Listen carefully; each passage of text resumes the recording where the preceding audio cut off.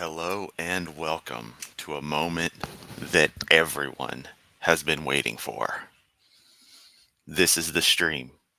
This is the time. It's happening. We're looking at the infamous DVD number 5. Now, before we get into it, I want to add the usual disclaimers and then some. For those of you who don't comprehend, and this is always going to be the people watching after the fact, for those who don't comprehend that this is a reaction video, and that this is reaction content. This is commentary. So you're going to hear me comment on this. And if you're some Hovindite who's coming here just to flame because he's talking bad about Hovind, save your breath, save your clicks, save your typing. No one cares. Now, for the more important disclaimer, this does go into some heavy stuff. I haven't watched it. I've watched little bits and pieces. We know what to expect, but this is the pinnacle of what to expect of the worst stuff from Kent Hovind. Well, nearly the worst. So do understand that uh, there may be some, especially for someone who is older, closer to my age, there may be some emotional hitters here. That being said, we're looking at this content because one, it's requested. Two, these seminars are the epitome of everything Kent Hovind does. And three, um, we feel like it. I don't know. Oh, I'm honestly kind of nervous on this one. Hadn't been this nervous in a while going into a live stream, but we're going to do this. We're going to make it through this. But before we do, I want you to notice that for this amazing once in a lifetime event, I have updated my description to Dr. Caruso Tomato because, yeah, we're going there. I have one more degree than Kent does, and mine are just as valid as his, so I am running with it through this entire presentation. Dr. Tomato, if you will. And secondly, during my preparations for doing the stream today, I decided I would go on and make a little image to just be just perfect. So boom. Yeah. Behold the face of Caruso Tomato. But yeah, enough fooling around.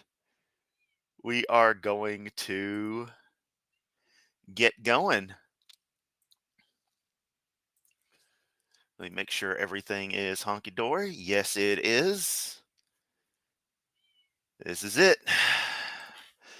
Are y'all ready? Because we've reached the 4-minute mark. Preamble's over. It is time to roll. Well, 3 minutes, 30 seconds, but still. We got an hour and 23 minutes of this to go through.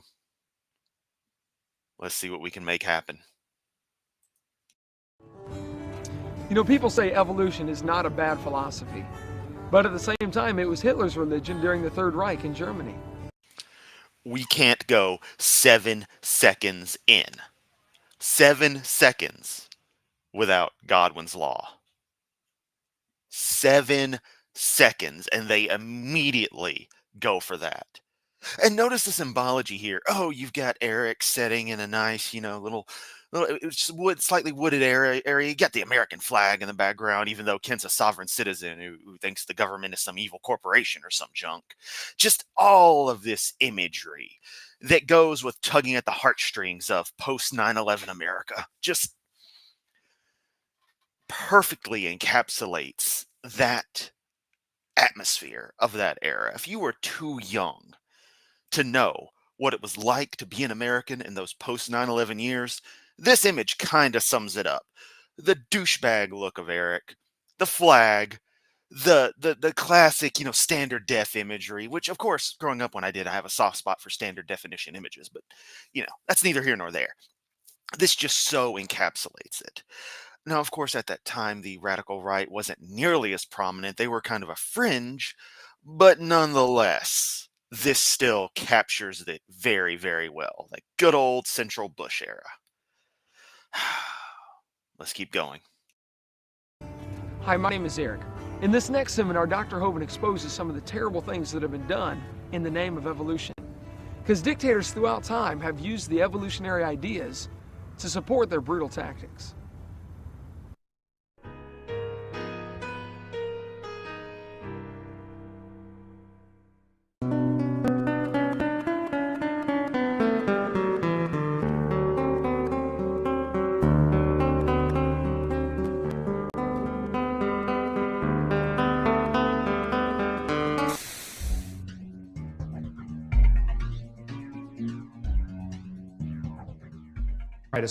This is it. DVD 5, The Dangers of Evolution.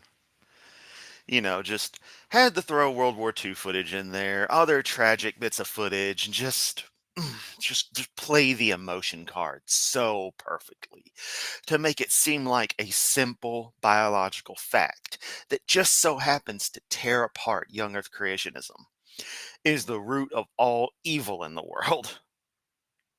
That's the level of desperate you have from these fossils clinging to fairy tales. Because that's just what they do. In these cases, because that's how they make their money. Let's continue. An honor to be here in Wisconsin. My roots go back to Wisconsin. My mom and dad both raised over in La Crosse, Wisconsin. My name's Kent Hovind. Now, this I find a bit interesting because knowing his parents were from Wisconsin is a little weird in that quirk of his language that I always talk about. The location doesn't quite match what my research has been able to tell me on having a potential trend from his parents of dropping articles and speaking the peculiar way he does. But that doesn't mean it wouldn't be a possible thing. It's usually more Eastern that happens, not so much up towards Wisconsin. But could still, have transferred that far. Could be a particular dialect they picked up or what have you. That's neither here nor there for the DVD, though, but I found this interesting in that it answered my question of where are Kent's parents from? Because we know he's from Peoria, Illinois. His parents were from Wisconsin. He moved down to Pensacola and has stayed down there until he got into the pen, and now he's in Lennox. Let's keep going. I was a high school science teacher for 15 years, and now for the last 16 years, I've No, you weren't, Kent. been doing seminars all over the world on creation, evolution, and dinosaurs. And I tell people right up front, I believe the Bible is the infallible, inspired, inerrant word of the living God. I believe it from cover to cover. I even believe the cover on mine. It says, Kent Hovind. I believe that. And what I want to do in my seminar is strengthen your faith in the Word of God. In this session, we're going to talk about why the evolution theory that's being taught in our schools is not only dumb, it's dangerous. I wouldn't leave my gorgeous wife and travel around the country. It's gone 215 days. No, Kent, you wouldn't leave your gorgeous wife, but she sure left your ass.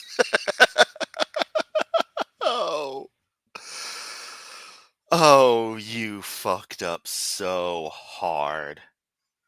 And every one of your old videos happens to show this.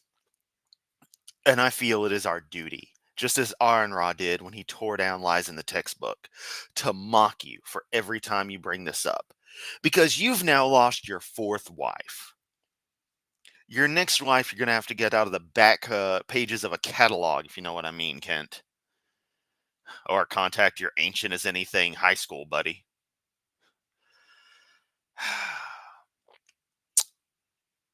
But right, we've got a long way to go.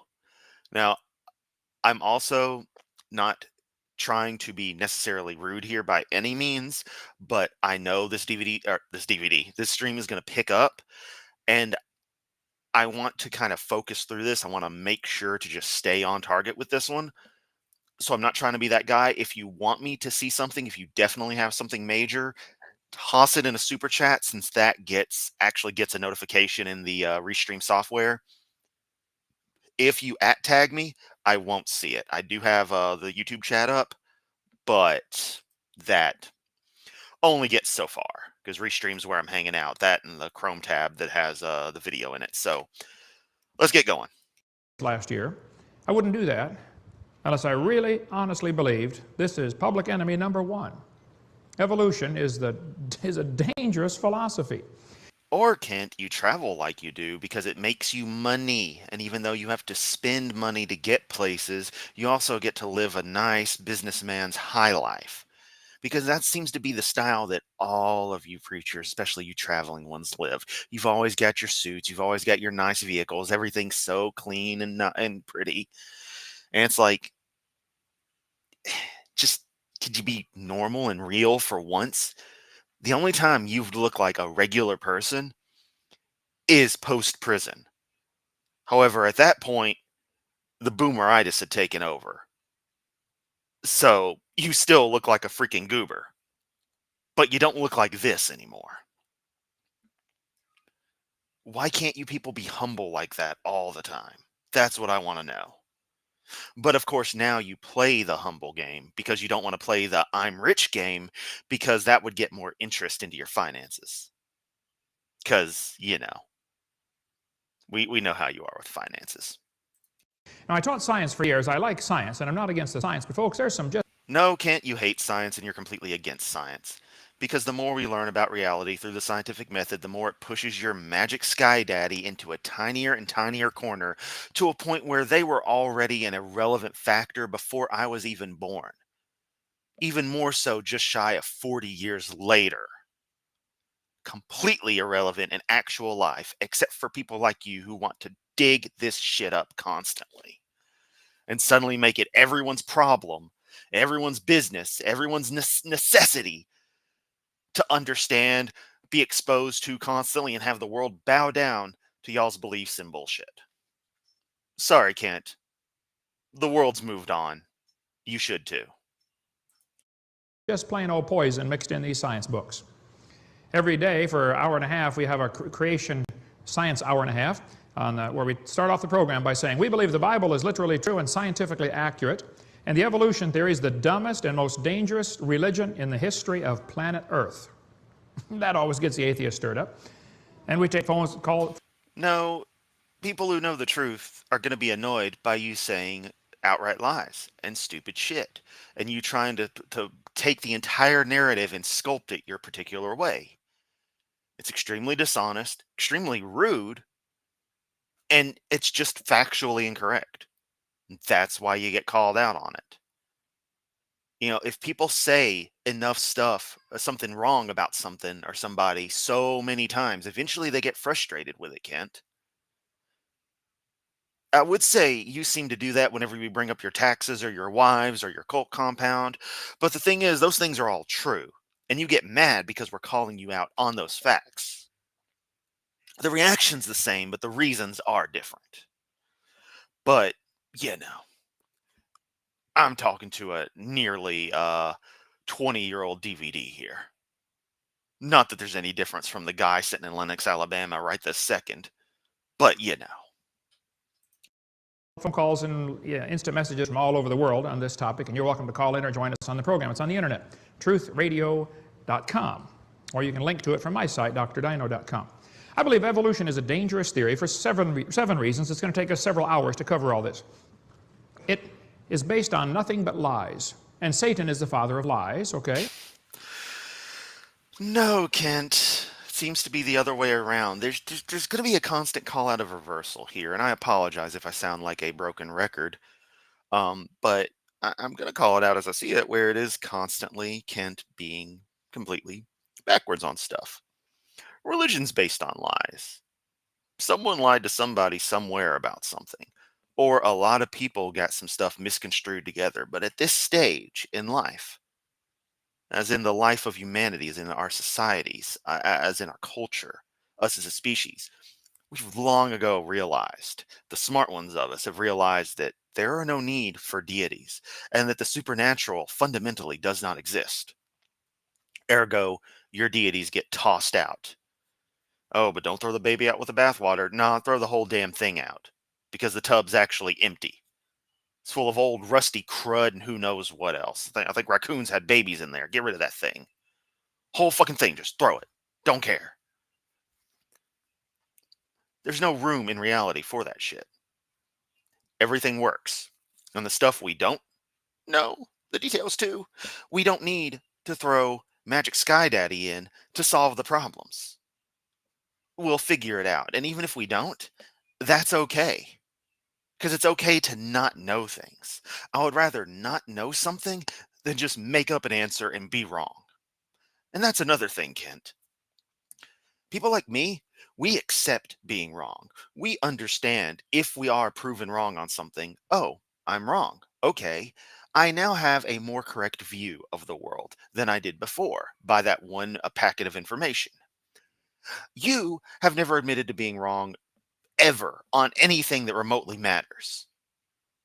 Remotely matters. You hold firm to everything you believe because for some reason you're just locked in, so full of yourself, so arrogant that you commit to that. Won't give any room ever for anything, won't learn anything ever, don't care about anything. You live the most joyless life. And I would pity you if you weren't such a jerk. Thank you for coming to my monologue. Let's continue. This is going to be a very long stream if I keep this up. The evolution theory removes all morality and all way to discover how to have morality. It's the foundation for humanism, racism, Nazism, communism, and the New World Order, coming soon. It has no origin roots for any of those that actually exist. Wonder if Kent has ever heard of the Dover case, Kitzmiller versus Dover. I'm certain he has, and he will have some sophistry to get around it. Most definitely.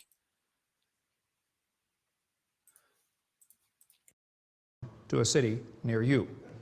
We'll get into all that as we go along here. In the last couple of sessions, we talked about some of the Look, I know I don't speak for everybody, but at this stage in the political world, I'd welcome some damn communism so long as shit didn't cost so damn much. Companies weren't raping the populace for everyone, raping the country and the land for resources.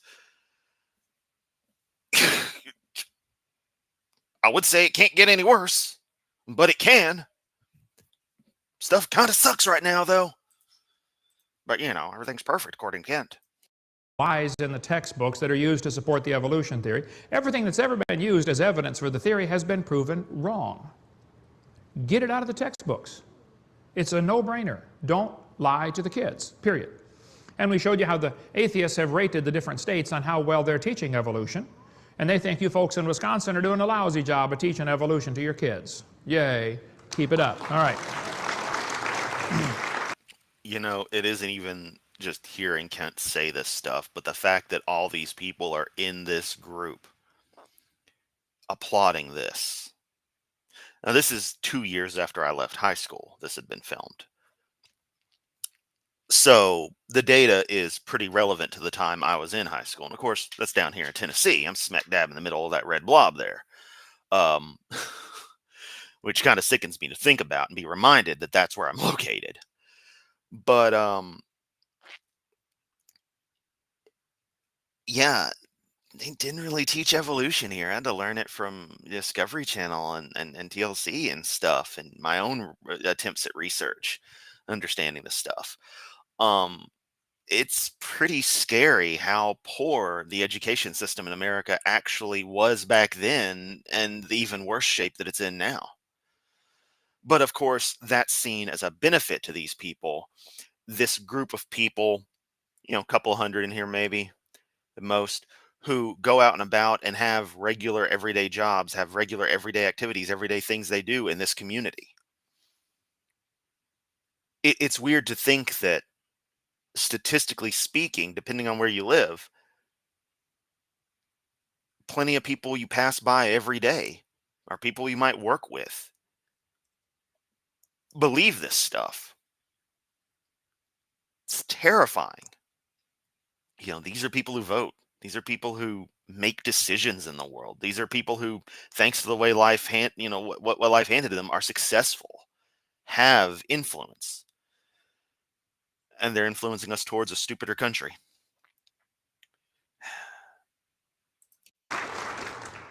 Now, Frank Sherwin, my good friends here, they think you folks in California are doing a good job teaching evolution, Frank. Come on, I want that thing red next time they do this survey, okay?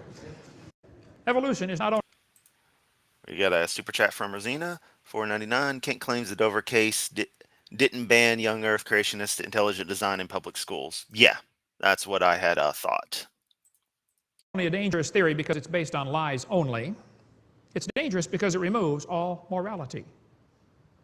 No, it doesn't. The fact that we're social creatures, that we have, most of us, you don't, but most people have empathy. And the fact that we have to cooperate with each other because we're far more powerful as a groups, as a group, than we are as individuals, instills on us a benefit to ourselves to be good to others. And natural processes that we've developed, our natural instinct is to weed out those that don't work well with the group. You're causing problems, you're ostracized.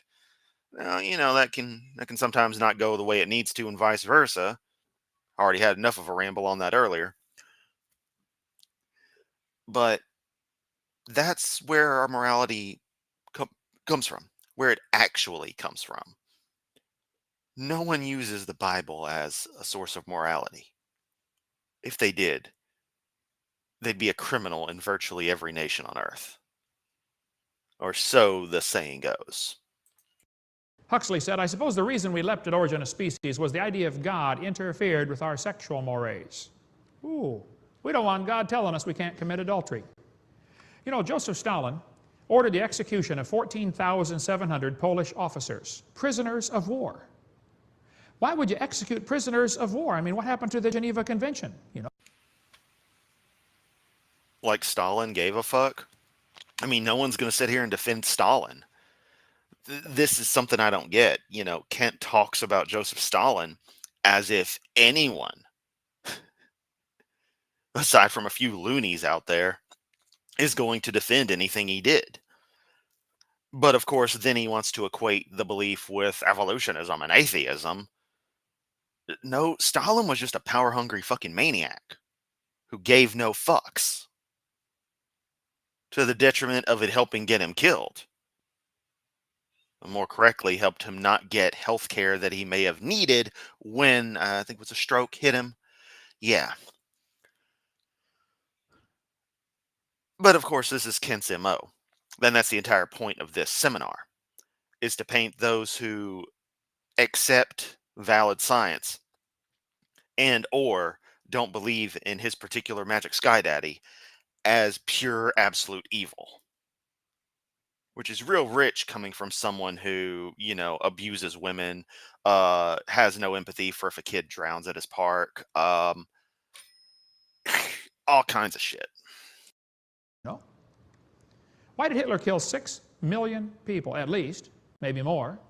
Why did Pol Pot of the Khmer Rouge kill 1/3 of his entire population? We're going to get to Pol Pot here in a second, but a nice super chat from Braden. If you need a god to keep you moral, you're evil. Yeah, it's like those various little discussions you'll catch from theists sometimes, and they say, well, if there was no god, I'd just go around, raping and killing everything. It's like, whoa, whoa, whoa, what the fuck? There's no deity out there, and I do as much, I'll use the phrase unwanted sexual congress and murder as I want to, which is zero, because I have no desire to do those things. So it's pretty creepy when theists say they would go on and do whatever if there wasn't a god. It's like, whoa, what are you saying there, buddy? Like, they don't realize what they're saying is what it is. And as for Pol Pot, he had some crazy ideas about agriculture being the key to everything, and also wanted complete freaking control. Khmer Rouge is something I am in waves of currently studying and researching. A bit of a novice on stuff, but I've exposed myself to the broad scope of things a few times from some different sources. Going to try to dive deeper soon. Pretty interesting, and yes, very horrible point in history, as Hovind seems to be obsessed with these horrible points in history. But it wasn't because of religious conviction or lack thereof. It was because that's the shit he wanted to do. That's what you're missing, Kent, is that these people were just not right. Then you, of course, would ignore the quantity of theists who can and have done horrible things throughout history. Population. I mean, a third of all the Cambodians were killed. Why? Why were the Aborigines treated like animals? They were. Yes, Pol Pot had an extreme hatred of anything remotely intellectual. If you were a teacher, you were liable to be taken out to the fields. If you wore glasses, I wear glasses. It's terrifying thinking that just because of that, were I a Cambodian in the mid to late 70s, what would have happened? Simply because I happen to have corrective eyewear for my defective ass eyes.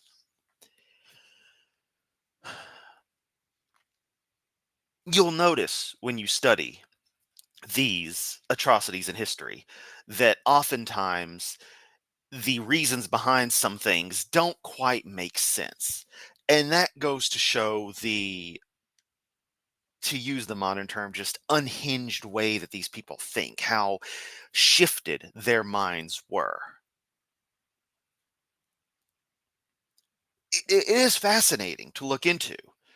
But of course, you have to be able to approach it with a sense of abstracting yourself from it, lest you get caught up in emotion. Which I'm not saying you should look at it purely clinically, feel empathy. That's a human thing, and that's a thing that makes all of us good people. But sometimes you just have to step away. And incidentally, I don't think that's something Kent ever has to do. I think he always abstracts. I don't think he actually feels any empathy for any of the victims of these horrors he brings up. Because he can talk about it so cold and clinically. I can too, but you hear time and time again me getting emotional discussing these subjects because I do care about the people, about the history, about the effect this had on lives, on the world, the scars left in the cultural zeitgeist. Kent doesn't care. He's using these thousands upon millions of lives lost as just another statistic to say, my God real, donate money so I can tell more people my God real. That's horrible. Were rounded up and slaughtered. Every single Tasmanian Aborigine was killed. Kip Kinkle said, if there was a God, he wouldn't let me feel the way I do. There is no God, only hate. What happened to Kip Kinkle?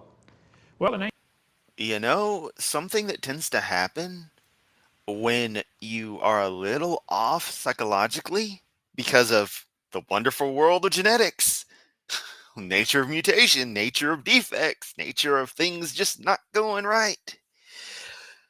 One of the things that tends to happen is that the idea of an all-loving deity becomes even more absurd than it may already have. And so while some people become desperately drunk on religion to help cope with their depression, others will come to the conclusion of it being a load of shit. And because of a natural side effect given the culture we're in, where you tend to go through an angry atheist phase, having deconverted, having finally realized this is how things are, and then you see how much religion pervades everything around you, it's reasonable to think that a 15-year-old who is mentally unbalanced would say such things. Of course, again, there is absolutely nothing if he had been a theist that would have stopped him from doing what he did. Because he still chose to do it. And rejecting the deity didn't make him do those things. The reason he did what he did was because it was pretty off. That's how things work. That's a common thread you'll see in all of this, is that it's people who are mentally unstable are the ones he's going to paint that evolution caused them to become horrible monsters in history. Mental health care could have been rendered that may have stopped these incidents from happening, the same kind of health care that Kent would be abjectly against anyone ever receiving, be it paid or otherwise. 1998, Kip Kinkle walked into the cafeteria, shot 50 rounds from a semi-automatic rifle, 26 students injured, 2 killed. Later, the bodies of his parents were found in his home.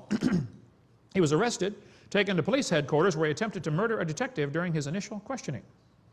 Almost right after the shooting, 5 more students within the Springfield School District in Oregon were arrested for threatening to murder students.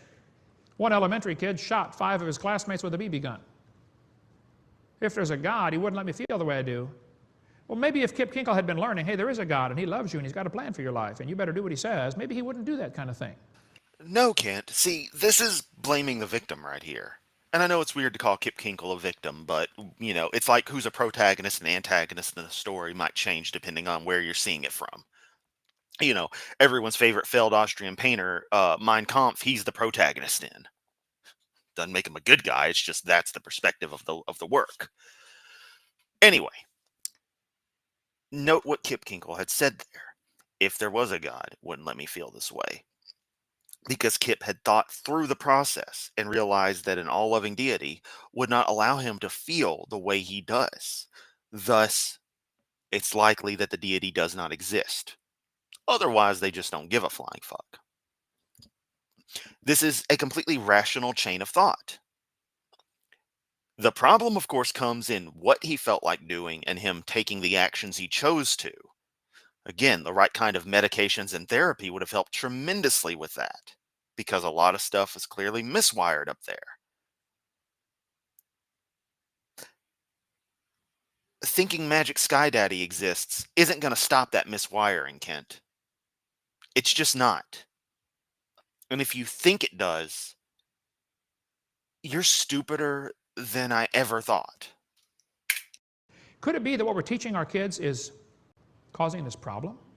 Violent crimes have increased nearly 1,000% since I was a boy. I remember the days when you did not have to lock your house. Anybody remember those days? Yeah. There have been 29 school shootings in America since 1996. I've got a list of most. And this right here. Remind you, my freshman year of high school was 1999. It started. So I was in 8th grade when Columbine happened, going into 9th grade. So going into 9th grade, having had that event happen, having had that high profile of an event happen, was an interesting experience. Kent Hovind, of course, would be the person to make sure that he goes to Columbine High School to get a photo with the sign out front. In his suit, of course. He can't just be casually dressed. He would make sure when he's in Littleton, Colorado, because, a guy who lives in Pensacola just happens to be in Littleton, Colorado, just traveling all over talking about the Jesus, that he goes and gets a picture at Columbine. I know I am a person who's into dark tourism, and yes, if I had the option, I would go to the high school, to the memorial, as a matter of paying respects. I would not do this. This is just too twisted, even for me. This is as bad as him having a picture of himself at the crematoria of a concentration camp. I'm not sure if it was Auschwitz-Birkenau or another one, maybe Dachau, but still, him having these kinds of photos, really disturbing. Most of them here. 29 school shootings just in the last 10 years. What has happened? Why are kids and teachers being killed and parents being killed by students? Now, when I was in school, you got in trouble for throwing spitwads. 10 teachers, 48 students have been killed, 7 wounded, and 107 students wounded. 7 teachers, 107 students wounded. There we go with Kent's inability to read. 10 teachers killed, 48 students killed, 7 teachers wounded, 107 students killed in school shootings since 1996. This DVD being dated 2005, or the sermon being dated 2005, thus gives this as a span over a roughly 9-year period. Yeah, this is a problem. This was a problem. This continues to be a problem. It's a problem of mental health. It's a problem of the education system taking care of those students who may have troubled backgrounds or be neurologically atypical. This is a problem of firearm safety, firearm control. And I'm pro Second Amendment, understand. But there are levels of control that can be taken, especially in the private ownership matter, to limit access to firearms to help limit the capabilities of people doing this stuff, make it harder for them to get a hold of some of the stuff they do. So they can't just go up into daddy's closet and pull out the 22, hop on down the street and do what they're going to do. But if the root cause, which is not evolution, which is psychological disorders, mental conditions, whatever you'd want to call it,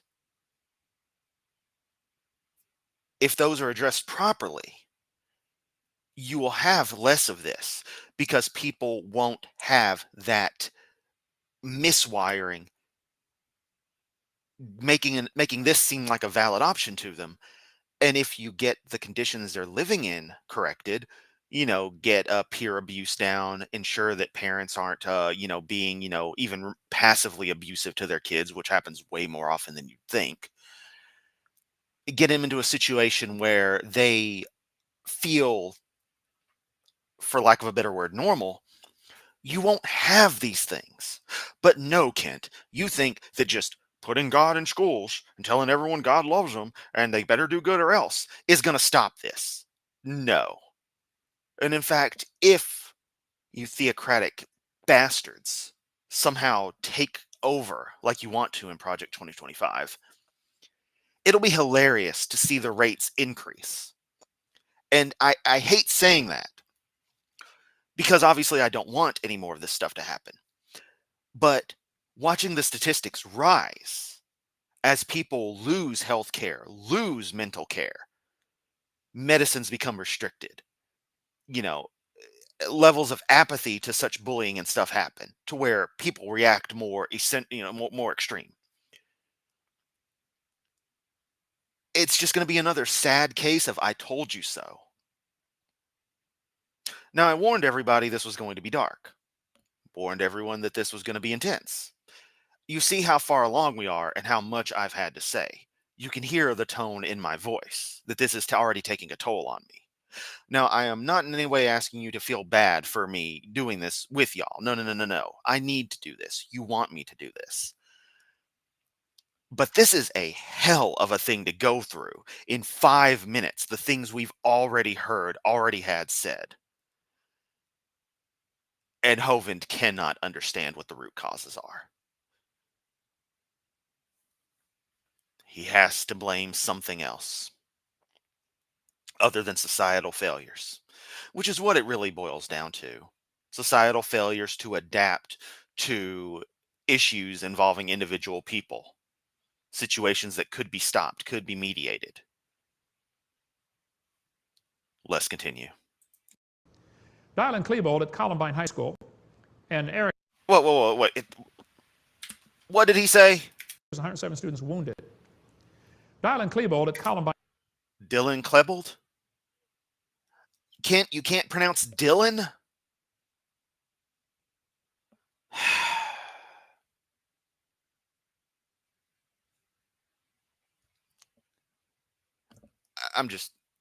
Columbine is something I've really deep dived into. I know a ton about it. There's a website called A Columbine Site that was started right after the event happened, acolumbinesite.com. Definitely go check it out. Tons of amazing information there. Hell of an archive. Hell of a tribute. The fact that this is still 2005, this is only 6 years after the event, and Kent didn't hear the man's name enough to know how to pronounce it, can't tell that, hey, that's Dylan. That's how you pronounce that name, not Dylan. I know that's a little thing to pick on, but I have a policy, sort of a mental check that I do on everything. The way you talk about something shows me how much you actually care about it. If you try to use to the best of your ability the proper verbiage, the proper names, and everything, that tells me that you care about that. If you use more casual lingo when you should be talking more seriously about it, that's a little wary.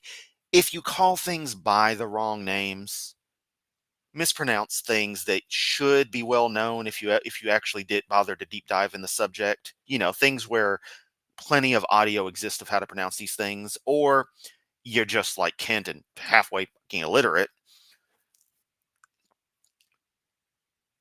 it really makes me think that you don't care about the subject at all.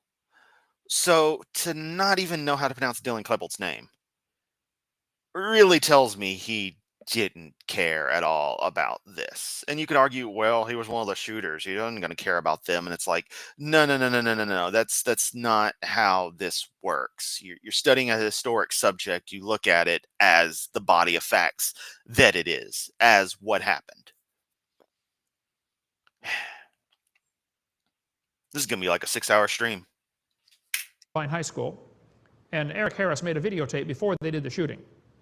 On the tape, they's talking about a football player. They said he doesn't deserve the jaw evolution. We got a $10 super chat from Nismo, $10 Australian. Those down under dollars, yeah. We appreciate your work, my friend. Thank you. Thank you. All right, I'm going to take a small break and go at this. Oh, y'all are just the best. Yeah, how has he never seen the name Dylan? It's a very common name in the U.S. If he's going to say video games were the cause, there's a 9-year study out in Greece that he needs to look at. Yeah, seriously, video games have been looked at? No. And if I may make a small deviation, the whole idea of, oh, video games cause people to be violent. No, no, no, no, no, no, no. People who are already inherently violent are going to like violent video games, just like they're going to watch violent movies, like violent TV and the like. That's how it works. People's dispositions are what determine the stuff they like, not the other way around. Because if that was the case, anything a person is exposed to, they would instantly like as a rule. And that's not how it goes. We know the stuff we like. We know the stuff we don't like. So it's us deciding to latch onto things, not the other way around. Gave him. Look for his jaw. It won't be on his body. Klebold's father was a geologist who believed in evolution. Both of them were followers of Nazi teachings. They did the shooting on Hitler's birthday on purpose. No, they didn't. It was planned for the 19th, and they weren't quite prepared, so they shifted it to the 20th. They were trying to get it done before high school was over, and they were like, fuck it. This is when we're going to do it. Didn't go so well Monday, the planning, so they were like, okay, Tuesday's going to be it. We have their journals. We know what they were thinking. You're just wrong. To commemorate Adolf Hitler. They shot Isaiah just because he's black. Eric's t-shirt said, natural selection. Natural selection. Yeah. A lot of what they did was themed off of various movies. A lot of the music they liked and stuff. They were pretty damn troubled kids. Extremely troubled. So they were into some pretty weird stuff. You know who else was into some weird stuff in high school? Me. But I had good relations with my teachers. Didn't have such good relations with my peers, but teachers understood me. And they knew Chris walking around with a trench coat is not a problem. That he just thinks it looks cool. Brian made me look like a douchebag. But, it was, 2001, so not an issue. But these guys,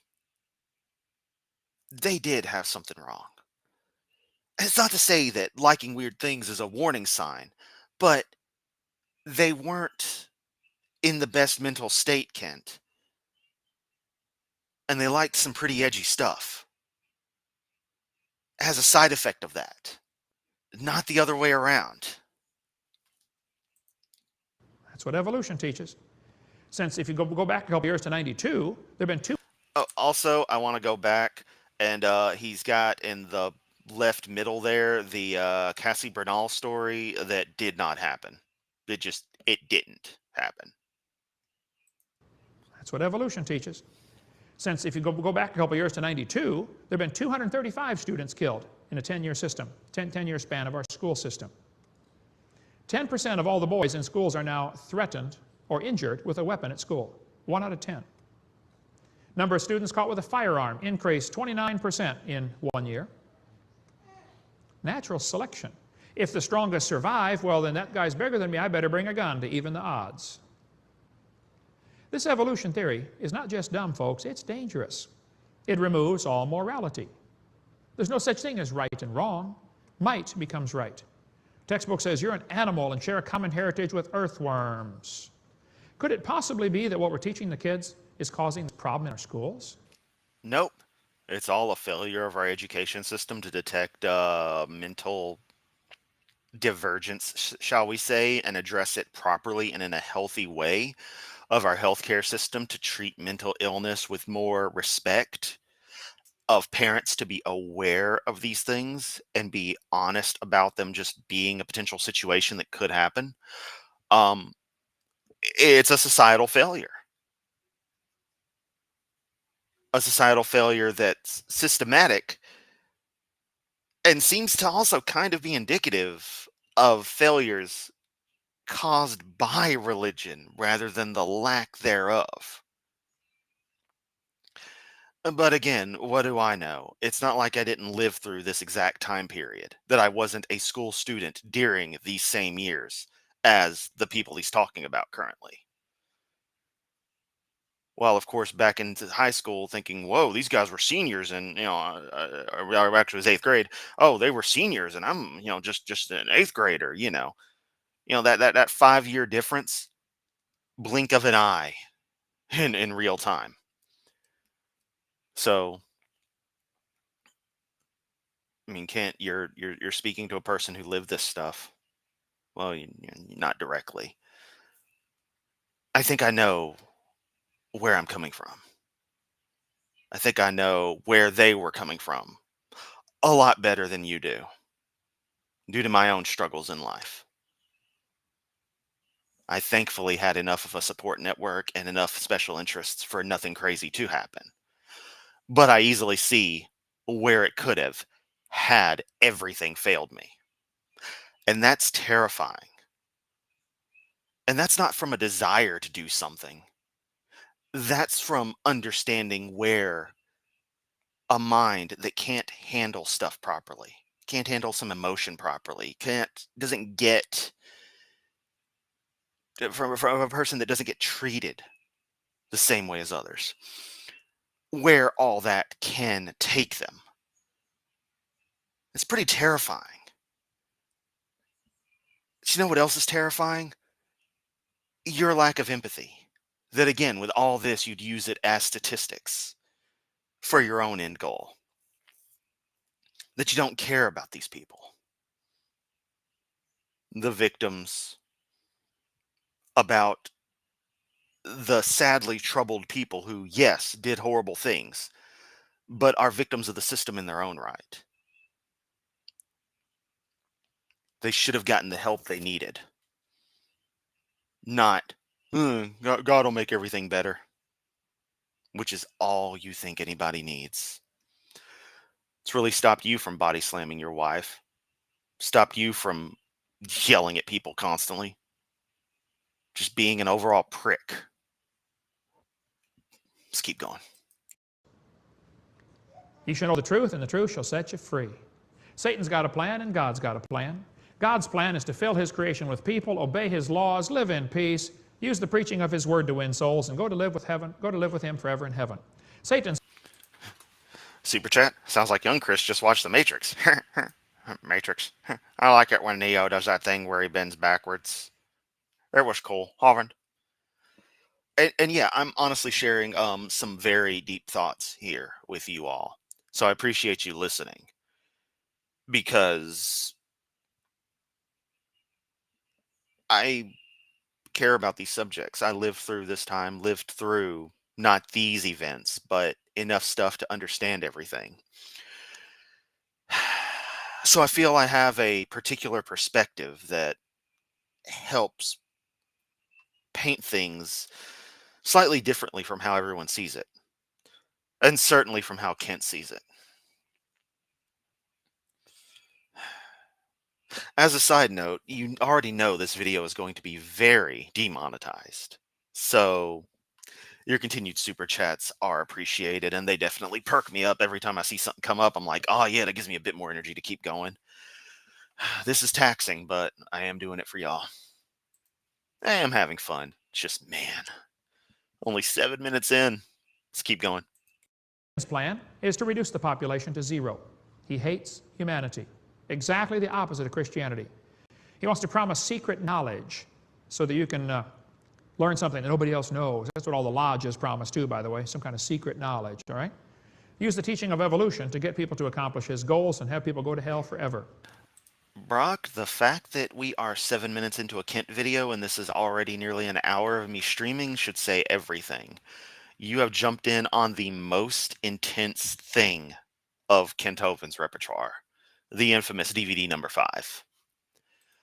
Sit back, relax, enjoy, and be prepared to hear me be very emotive during this. I don't want to say emotional, but you're going to hear some genuine feelings. Satan wants to reduce the population. The Bible says all things were created by him and for him. God made a beautiful planet, beautiful garden, and said, hey, fill it with people. First thing he said to Adam, blessed him. He said, be fruitful, multiply, replenish the earth. Go fill it up.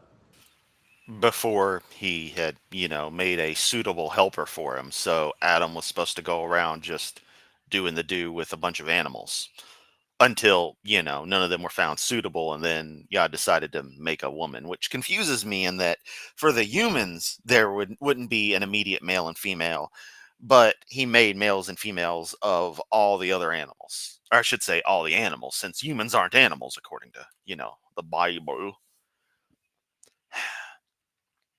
I don't know, it's so weird. The entire story, just weird. It's a blessing. It's the first mention of the word blessing. Blessed.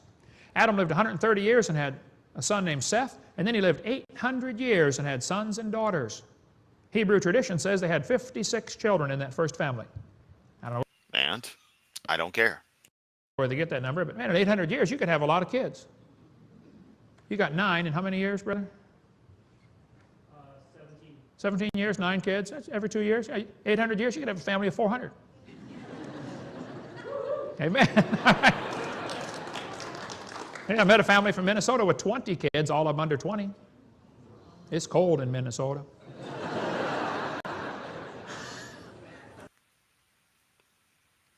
Where is any of this going, Kent?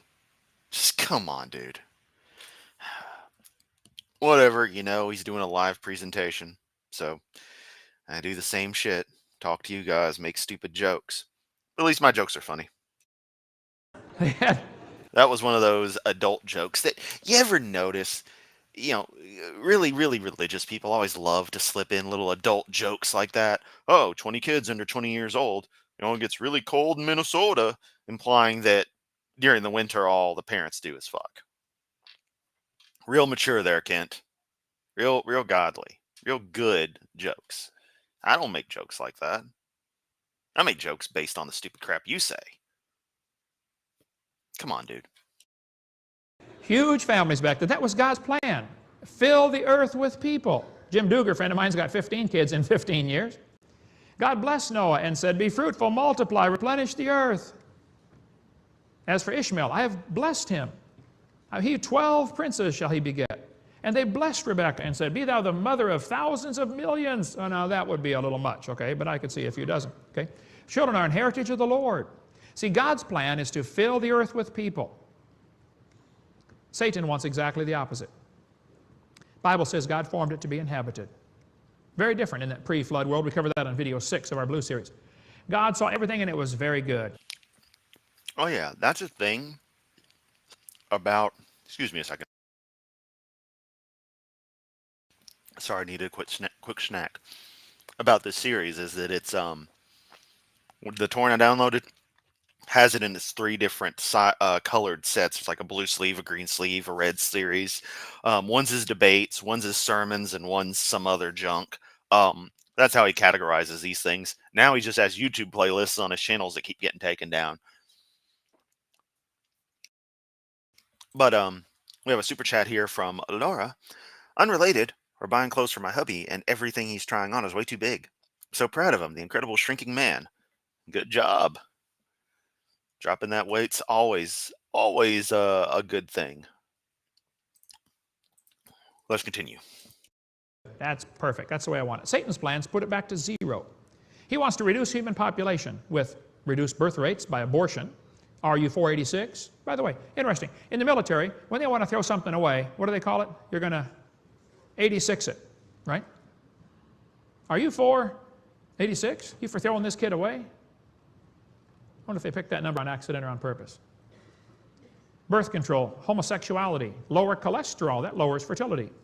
High cost of living, smaller families, eugenics. High infant mortality rate with vaccines. SIDS, child pornography. Oh man. Ooh.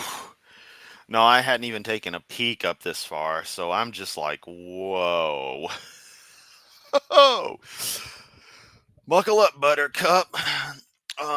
Reducing birth rates, neither here nor there. Birth control.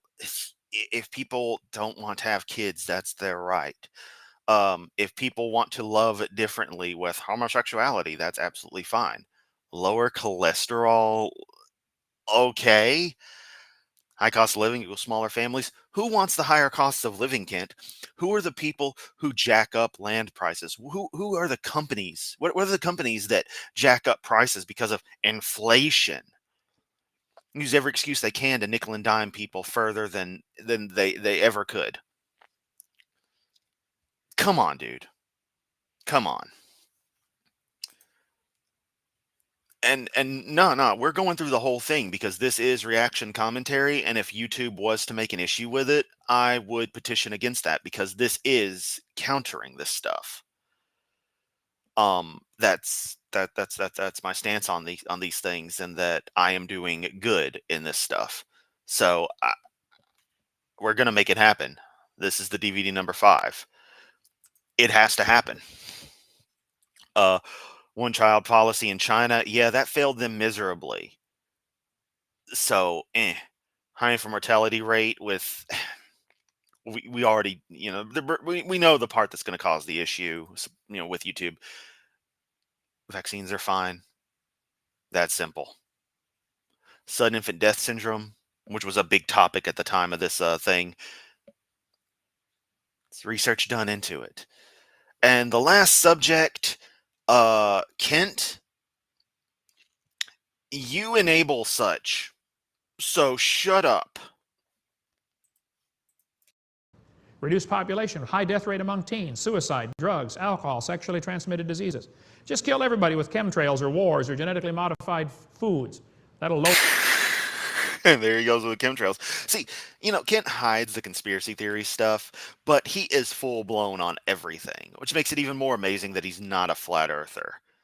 Wars, last I checked, we were in 2 wars at that point in 2005, and it was a Republican president who helped initiate those.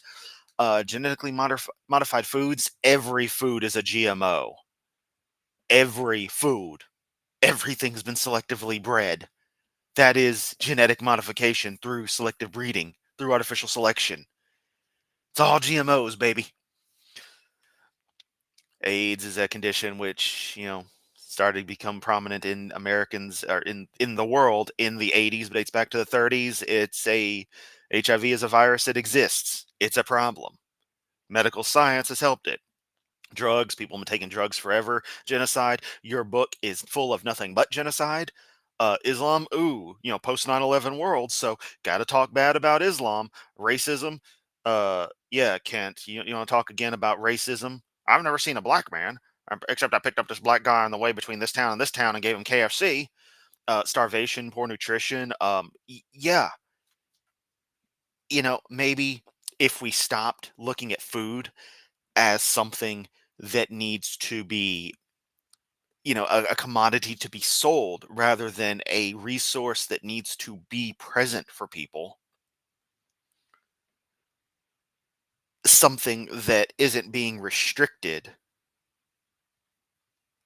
maybe we wouldn't have some of those problems. There is so much to unpack in this. And you can hear the gears in my head turning and just creaking along. And what's worse is we are well over an hour into this stream. We are, an hour and 9 minutes in, and I'm only 10 minutes into Kent's video. DVD number 5 is insane. This may become a multi-parter. Lower disease resistance, drugs, Islam. They teach, man, if you don't join us, we have to kill you. 100 times in the Quran it says they're required to kill anybody who won't convert. It's required. People say, that's a peaceful religion. Well, there may be some peaceful people in it, but their religion isn't peaceful. Good old early 2000s. Technically, it's not anti-Semitism, but it is. Anti-Semitism refers to dislike of the Jewish population. However, technically speaking, Arabs are also Semitic. So, but just some good old anti-Islam hate. And yeah, Kent talking about aviation because of course he believes in chemtrails. Of course he does. Because Kent doesn't understand basic science and doesn't understand what condensation and jet exhaust is. Because he understands precisely fuck all about Jack Diddley. So,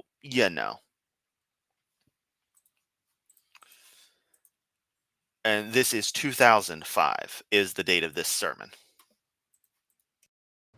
Satan wants to reduce the population. Jacques Cousteau said we need to eliminate 350,000 people a day to save the planet.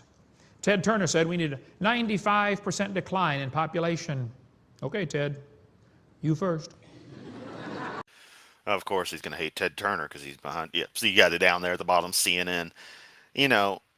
I don't recall offhand the exact details behind these quotes, but like any creationist quote, if you look them up, I'm sure they actually have some context around them that's being ignored here.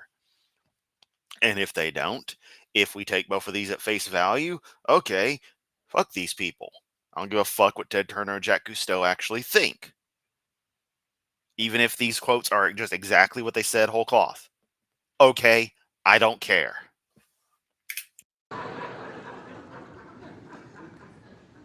The serpent tricked Eve, and the Lord said to the serpent, that's it, fella, you got to crawl on your belly the rest of your life.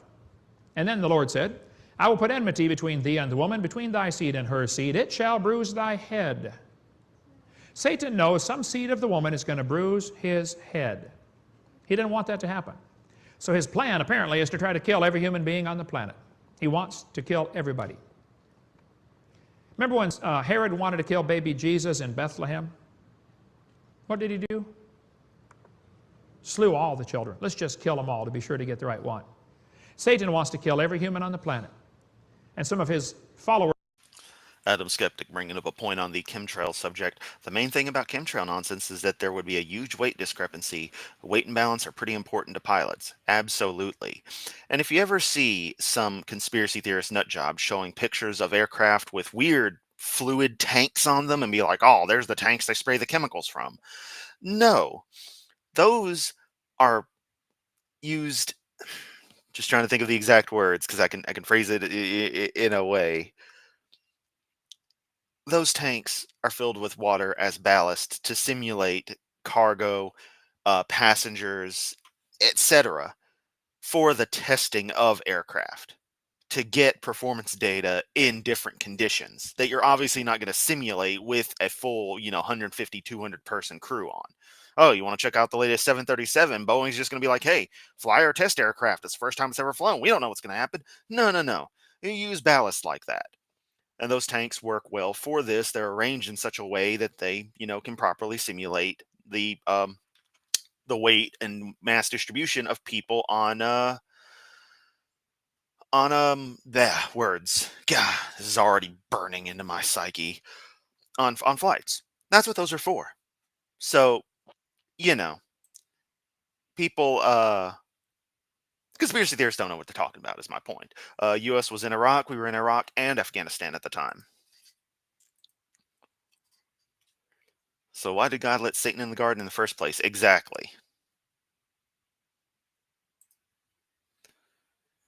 Adam Skeptic pops in. I know what you're talking about. They also mistake the flap cowlings for tanks. Yeah, that's another thing, flap cowlings, because they have no idea how aircraft work, how any of this stuff functions. So, extra weird things on aircraft, oh, that's got to be a fuel tank. Oh, it's got to be the chemical tank for them to spray everybody. The spray that always comes out of the engines, conveniently enough. And helpers down here are working at that goal right now. Charles Worcester said, people are the cause of all the problems. We need to get rid of some of them. Bill Clinton signed the biodiversity treaty that said we should reduce the population of the earth to 1 billion. They've already got the earth divided up into segments. Red areas are for animals only, no humans allowed. Now, it hasn't been enforced yet, but it's been passed. Peter Singer favors abortions after the kid's born. Give the parent 28 days to decide if they want to keep it. There he goes on that ramble again. And, when he did his video on Kamala Harris and it turned into just an anti-abortion rant, this was early in my Kent Hovind whacking career. I covered the whole thing, and I actually didn't run into any issues with that. It's probably not monetized. I don't know. I haven't looked back. I just toggled everything that could toggle, and if it wasn't monetizable, whatever. It doesn't update immediately anything. Point is, YouTube didn't just outright take it down, even though it contained all of Kent's insanity that he specifically left on Rumble, but cut from YouTube because it was too controversial.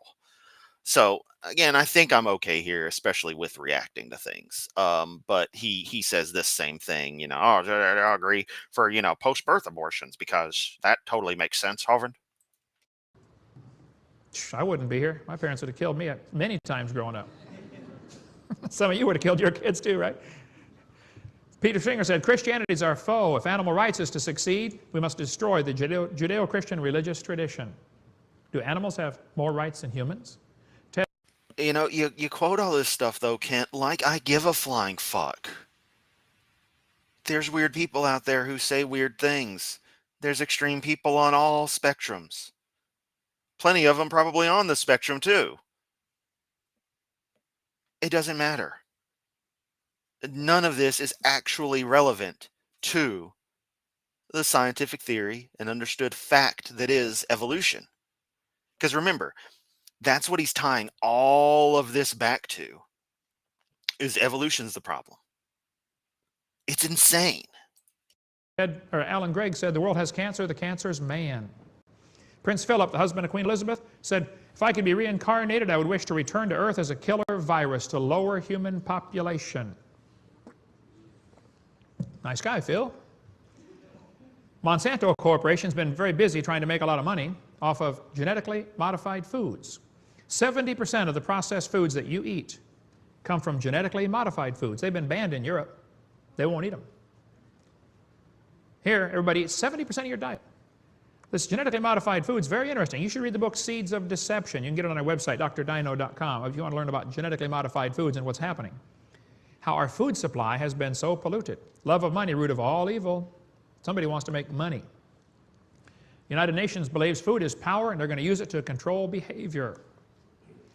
Len Horowitz has a great video and book out about emerging viruses. And before you get any kid vaccinated for any reason, you better study the subject before you make a decision on vaccine. Just here he goes, full-on anti-vax rant. For the sake of YouTube moderation, if I have to have this manually reviewed for some reason, please note that I am specifically against these comments being made by Kent E. Hovind. Do not condone them in any way, shape, or form, and I'm only retransmitting them here as a matter of course for reactionary commentary to not only express my disapproval of these concepts of vaccines being anything but beneficial, and additionally to point out the outright insanity of this person. Because he's a fucking nutter. vaccines. Also, I really do want to call and ask Kent. Kent, as a child, were you vaccinated against polio? Did you ever catch polio? Huh. And do you think you suffered any ill effects from the polio vaccine?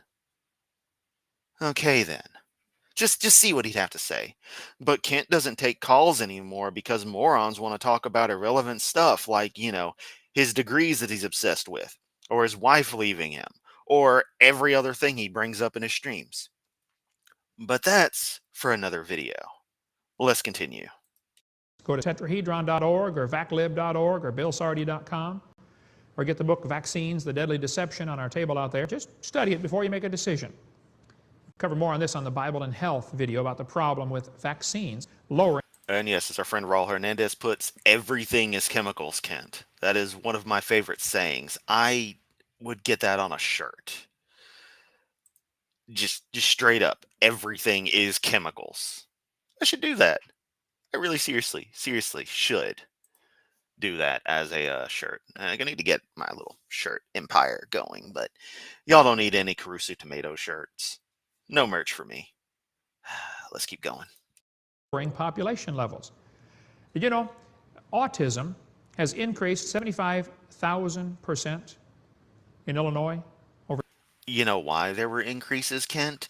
Because that started to be the point where we actually took it seriously, where we actually began to realize, hey, this is a broader condition than we thought.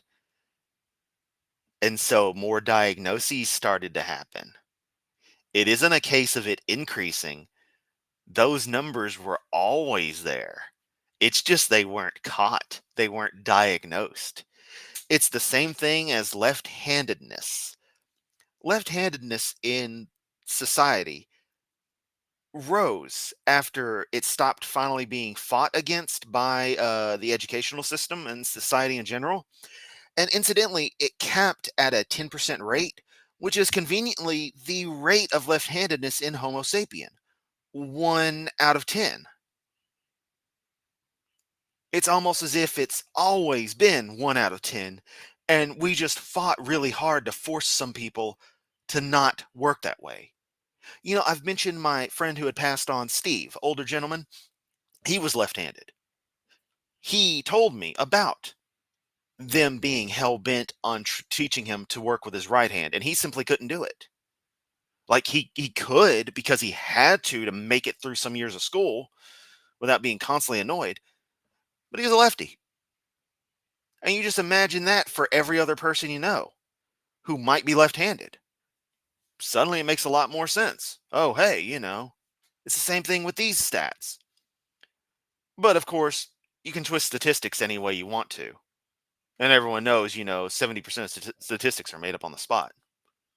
So, yeah. Over a 10-year span.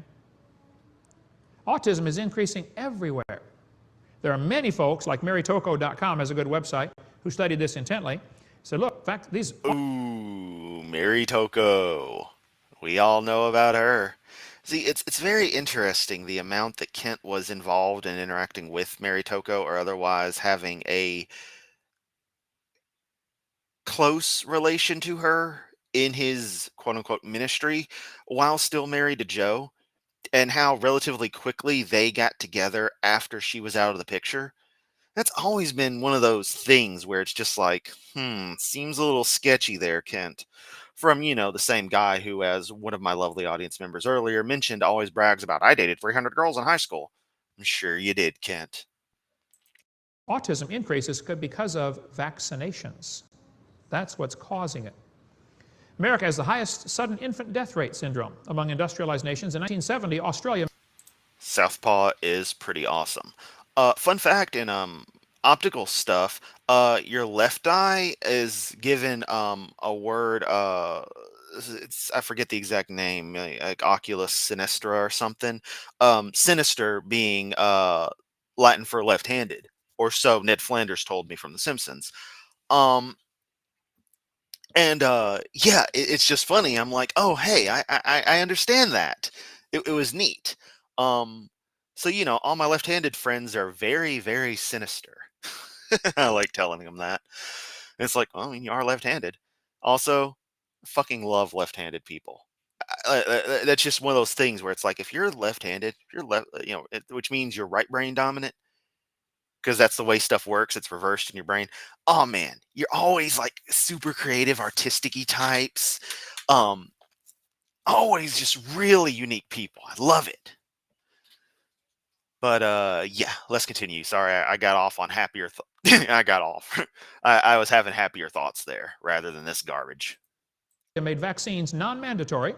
50% of the parents opted out of the program, and SIDS, sudden infant death syndrome, dropped by 50%. Strange.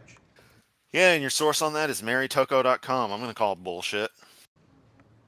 Dr. William Torch, University of Nevada School of Medicine, said 2/3 of the SIDS babies had been vaccinated with DPT in the preceding 3 weeks. Don't you think a medical doctor would maybe look and see if there's some kind of connection here? Go outside of Atlanta, Georgia, to the town of Elberton. Drive north 7 or 8 miles, and you see way off in the middle of no place, middle of just big old field, you see these rocks sticking up out of the ground. As you drive up to them, you see... Not no more, you don't, because someone ran into those fuckers. And here comes his rambling about the Georgia Guidestones. Once again, some random crap that some nut job put up for whatever reason they wanted to is completely irrelevant. I mean, all of this is irrelevant. This is just Kent Hovind conspiracy theory rant. Full stop. See, man, this is a man-made object, like Stonehenge. It has the 10 commandments for the New World Order in 12 languages. Commandment number 1, maintain humanity under 500 million. There's already 6 billion. How are they going to maintain it under 500 million? Oh, they've got big plans to reduce the population. One of them involves chemtrails. How many have ever seen these things? They're spraying them out of airplanes all over the place. Oof. Correlation does not equal causation. And yes, the Georgia Guidestones were destroyed. Ah, yes, in this picture, which I am 99% sure is a fuel dump occurring due to this vehicle probably making an emergency landing. Have they sprayed your area here, Wisconsin, with chemtrails? This isn't contrails. This isn't coming out of the engine. Okay? They're spraying chemicals all over the United States. What for? No, they're not. And once again, to whatever YouTube human has to moderate this, I in no way, shape, or form believe this. I am playing it here purely to demonstrate how crazy Kent Hovind is, and to demonstrate this as a conspiracy theory that this person actually actively believes for educational purposes and understanding Kent Hovind. He's, again, a complete fucking nutter. Well, they want to reduce the population. This will sure do it, because the stuff they're spraying is going to do exactly that. Just check it out on your... Just go to Google, internet search, and type in chemtrails, chemical trails. Just read it for yourself.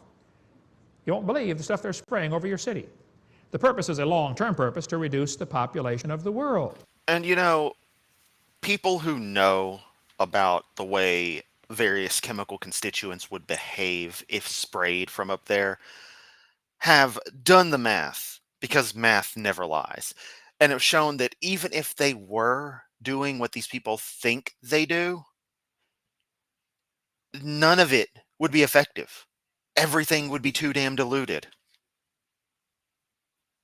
It would not work the way they think it does. It's so hilarious that even their own insanity doesn't actually work.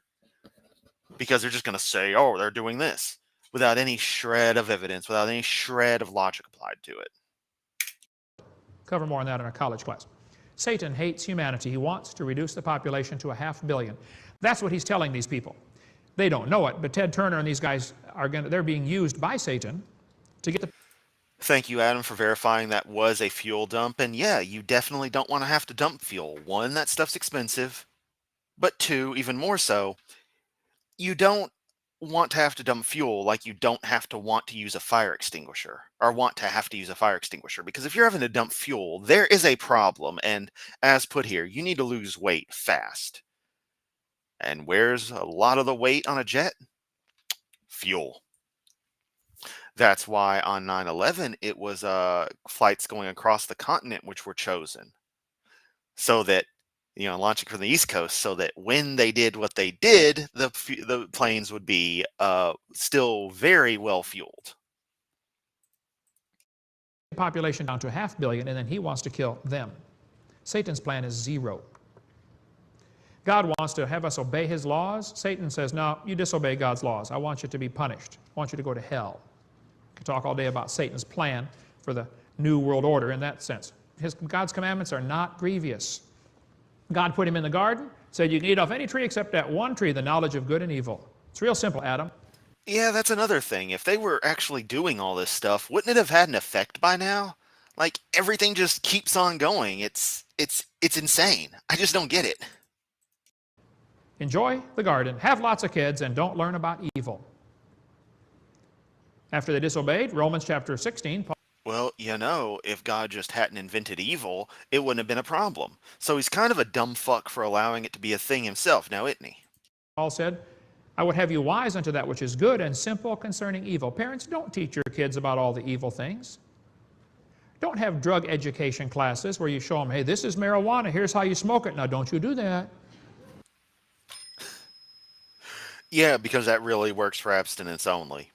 Hey, don't do this thing that's completely, natural. We're not going to educate you on what sex is. You're just going to figure it out because it's hardwired in all of us. And you're not going to understand that maybe you should do some protection. So when you do it anyway, because you're going to do it, uh-oh, pregnancy. Oh, the drugs? We're not going to let you understand anything about drugs. So when your buddy shows you drugs, you're not going to be aware of, hey, maybe I shouldn't do this. Not that marijuana is even that bad anyway, but, at worst, it's an annoyance to people and, you shouldn't drive while high. But, come on, dude. Just ignorance is bliss to these people. That's like, no, if you don't know how to handle something once you're exposed to it, then you're gonna probably make the wrong decision. Y'all know I like nuclear science. The radioactive sources in some medical devices, the cesium capsules, they will have text printed on them that says, drop and run immediately, radioactive source, be like, get the fuck away from this thing. And like, that is what you're supposed to do. You are supposed to drop this thing and book it and just keep going because that shit's super hot. By Kent's logic, we should have no warnings on those radioactive sources and not educate anyone on them and just let nature sort it out. It's insanity to me that people think this way. But of course, this just cements the idea Kent has that that education is fundamentally evil. That's what this boils down to. Education is wrong. Caring for other people, helping with mental illness is wrong. Trying to take care of the environment, take care of the world, take care of others is wrong. Everything's wrong except the stuff Kent thinks you should do. Duh. Don't put them in sex ed classes in 7th grade. It's a plumbing class at that time. Don't do that, okay? No, Kent, by 7th grade, a lot of people have fully armed and operational battle stations. We'll put it like that. Also, the sex ed class that I had was in 5th grade, and it was primarily education for puberty coming up. That's as far as it went. I never got any of the typical birds and the bees stuff, but of course, I understood the processes, having been a relatively educated enough, self-educated, I should say, youth, who, well, my friend had some stuff, so I learned some things from some videos. Oh, anyway. I needed that laugh too. We got a super chat though from Rosina, super chat 4.99 US. It's funny that with all these things designed to reduce the population keeps increasing unabated. Yeah, really, really does. Adam Skeptic, can't toss our passengers a dump weight. They tend to get pissy when you try. Yeah, seriously, they do. They do.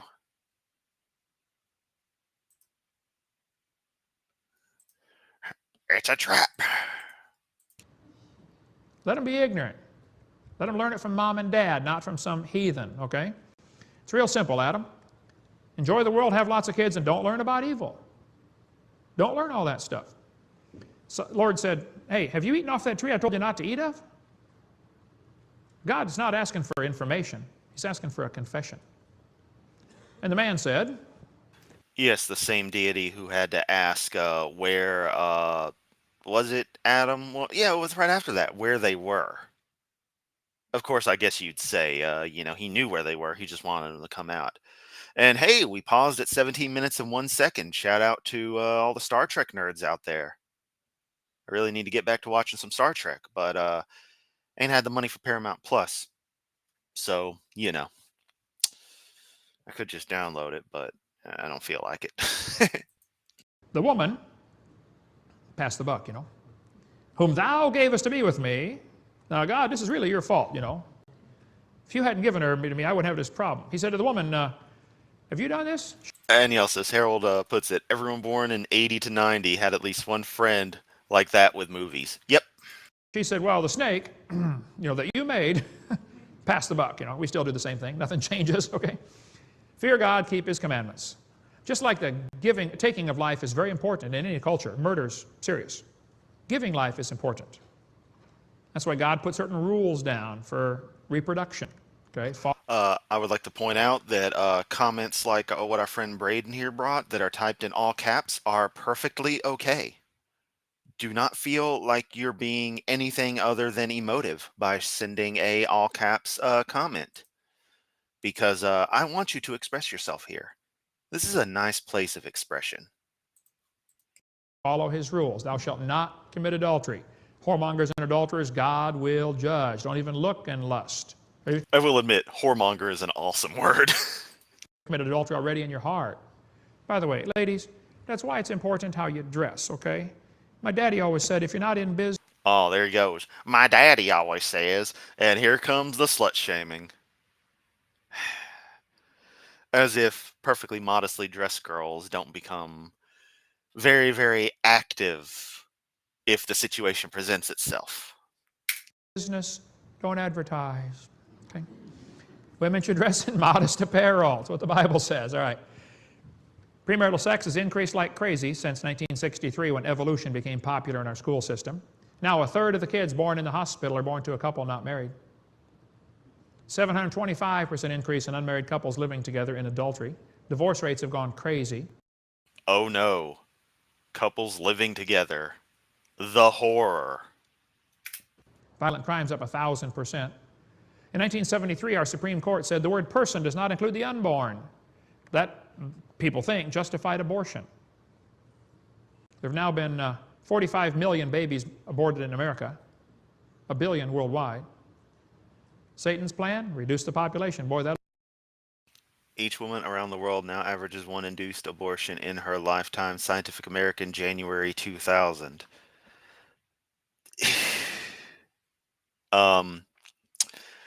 Okay. Context seems to be lost there. You're extrapolating to fit your own needs. Even then, don't really care. That'll do it. This evolution theory is the foundation philosophy for humanism. Humanism. Ooh, the horror. Humanism. That's so horrible. You said the words. The forbidden philosophy of, treating other people well. Humanism is the idea that man is God. After all, there is no God out there, so we must be God. The Bible says they did not like to retain God in their knowledge. God gave them over to a reprobate mind. Do humanists believe in a supreme being? Emphatically, yes. That supreme being is man. Humanists have no knowledge of any being more supreme. The turning point in history will be the moment that man becomes aware that the only God of man is man himself. I spoke at a public school in Pennsylvania one time, and the kid sat on the second row. He said, Mr. Hovind, I'm an atheist. I said, really? I said, you don't believe there's a God? He said, oh, there's no God. I said, well, son, let me ask you a question. This kid's a senior in high school. I said, do you know everything? He said, oh, no, no. I said, do you... Here we go. Ray Comfort level of logic. Pathetic. You know maybe half of everything? And this never happened. He said, no. I said, well, let's just pretend for a few minutes that you know half of everything. I said, is it possible that God exists in the other half you don't know? Brand new thought bounced around in his brain for a while and got lost, I'm sure. I said, let me ask you a question, son. If you're an atheist, how do you tell right from wrong? He said, that's easy. I decide what's right and wrong. He said, I'm the God of my own universe. Sounds like you were talking with an edgelord if the story is even true. But of course you'd take him seriously, Kent. Which is funny, because none of us take you seriously. I said, well, I'm glad to hear about that, because I'm going to shoot you in 5 minutes. He said, you can't do that. I said, oh, yeah, I can. You see, I'm the God of my own universe, and I decided it's fine for me to shoot you. I'm sorry, we have to go through this straight. I apologize, but that's... We do not have time to jump back and double check things. Not unless it's something like right in the moment. How do you decide right from wrong? I've asked this question to evolutionists all over the world. I've never gotten one to answer it. Simple question. If evolution is true, how do you tell right from wrong? How do we tell right from wrong? Is there a big cosmic standard someplace, a thus saith the Lord? If there... No, Kent. Gonna pull the meme here. Everyone say it with me. We live in a society. And as such, generally works better for us to get along with one another. So the system kind of works itself out. Because humans are smart like that. We're pretty dumb for the most part.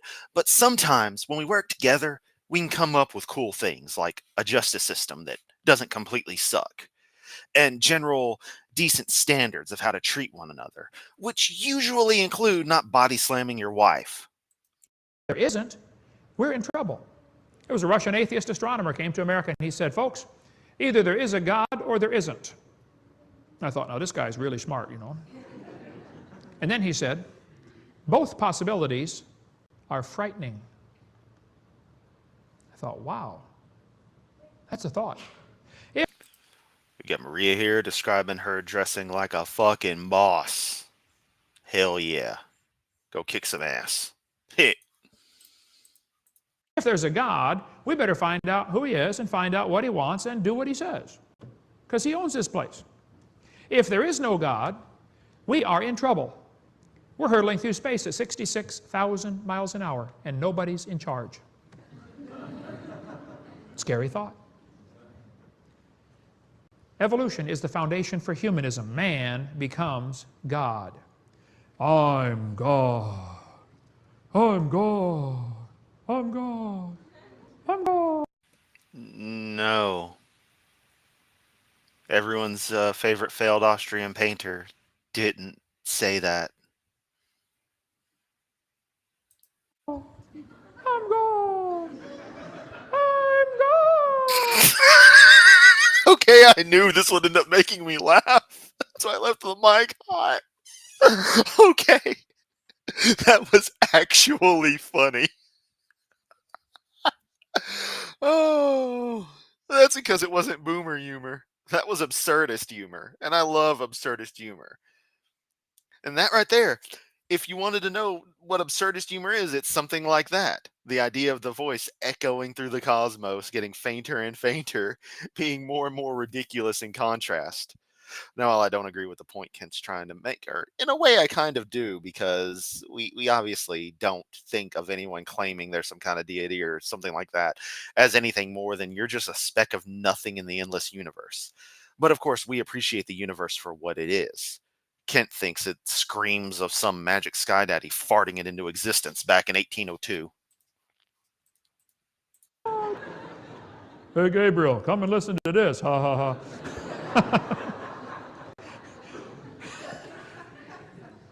One guy said, I will not accept creation philosophically because I do not want to believe in God. Therefore, I choose to believe in that which I know is scientifically impossible. Rifkin said, we no longer feel ourselves to be guests in someone else's home and therefore obliged to make our behavior conform to a set of pre-existing cosmic rules. It's our creation now. We make the rules. We establish the parameters of reality. Actually, yeah. I mean, someone may or may not have said that God line, but that is most definitely the quote about life in the universe. Either there is or there isn't, and both possibilities are terrifying. Because it is the exact same quote, so I don't know. Well, why isn't it decent to WWE, my significant other? Because we use Worldwide Wrestling Federation rules around here. There's no WWE, only WWF. Hovind SmackDown. We create the world, and because we do, we no longer feel ourselves beholden to outside forces. We no longer have to justify our behavior, for now, we are now the architects of the universe. We are responsible to nothing outside of ourselves. So we are the kingdom, the power, and the glory forever. That's humanism. No, that's what Jeremy Rifkin wrote in his book. What was the title of that book? Algeny? Okay. That's what that dude wrote in the book. That means fuck all to me. And evolution is the foundation for this pagan, idiotic philosophy. Oh, there he goes calling it pagan. Because apparently evolution has multiple gods as well. Beautiful, Kent. You're such a theologian that you know all this stuff that nobody else knows about the very things they understand. It's incredible how much we can learn from you. I would be saying that if anything you said was at all remotely valid and not bullshit you pulled right out of your ass. Harvard. Lewontin said, we take the side of science in spite of its patent absurdity of some of its constructs. We have a prior commitment, a commitment to materialism. Materialism is an absolute. We cannot allow a divine foot in the door. We cannot even think about the idea there might be a creator. Satan's put it in the minds of his followers that they ought to build a kingdom and rule the world. Once you reject God, then a bunch of people get together and say, wow, we gotta control this planet. We gotta rule the world. Okay, Kent, but the whole thing breaks down because your deity is supposed to be all-powerful. So one, they could stop anyone from doing this at any time. Two, anyone rebelling against the deity would know that the deity has infinite power and thus know all their efforts are completely pointless. And three, that shit clearly isn't happening. So what the fuck? One thing we have to do is start to kill some of the other people. There's too many of them here. See, if evolution is true, who owns the world? Who makes the rules? How do we decide right from wrong? If man is God, and that's what humanism means, there is no absolute. No, Kent, humanism is just a philosophy focusing on bettering each other, making everyone's lives better, focusing on doing good, in a sense. To really dumb it down. You know, because I'm familiar with humanism insofar as the concept of secular humanism goes. So I can't speak for the broader concept, but this is the way I interpret these things. Standard. How do you tell right from wrong? I mean, maybe Osama bin Laden should decide right from wrong for everybody. Maybe Congress ought to decide. Maybe Bill Clinton ought to decide. Right and wrong, well, never. This is from 2005, and he's still bringing up Bill Clinton. Because of course he will, because he won't say George Bush, because George Bush is a Republican.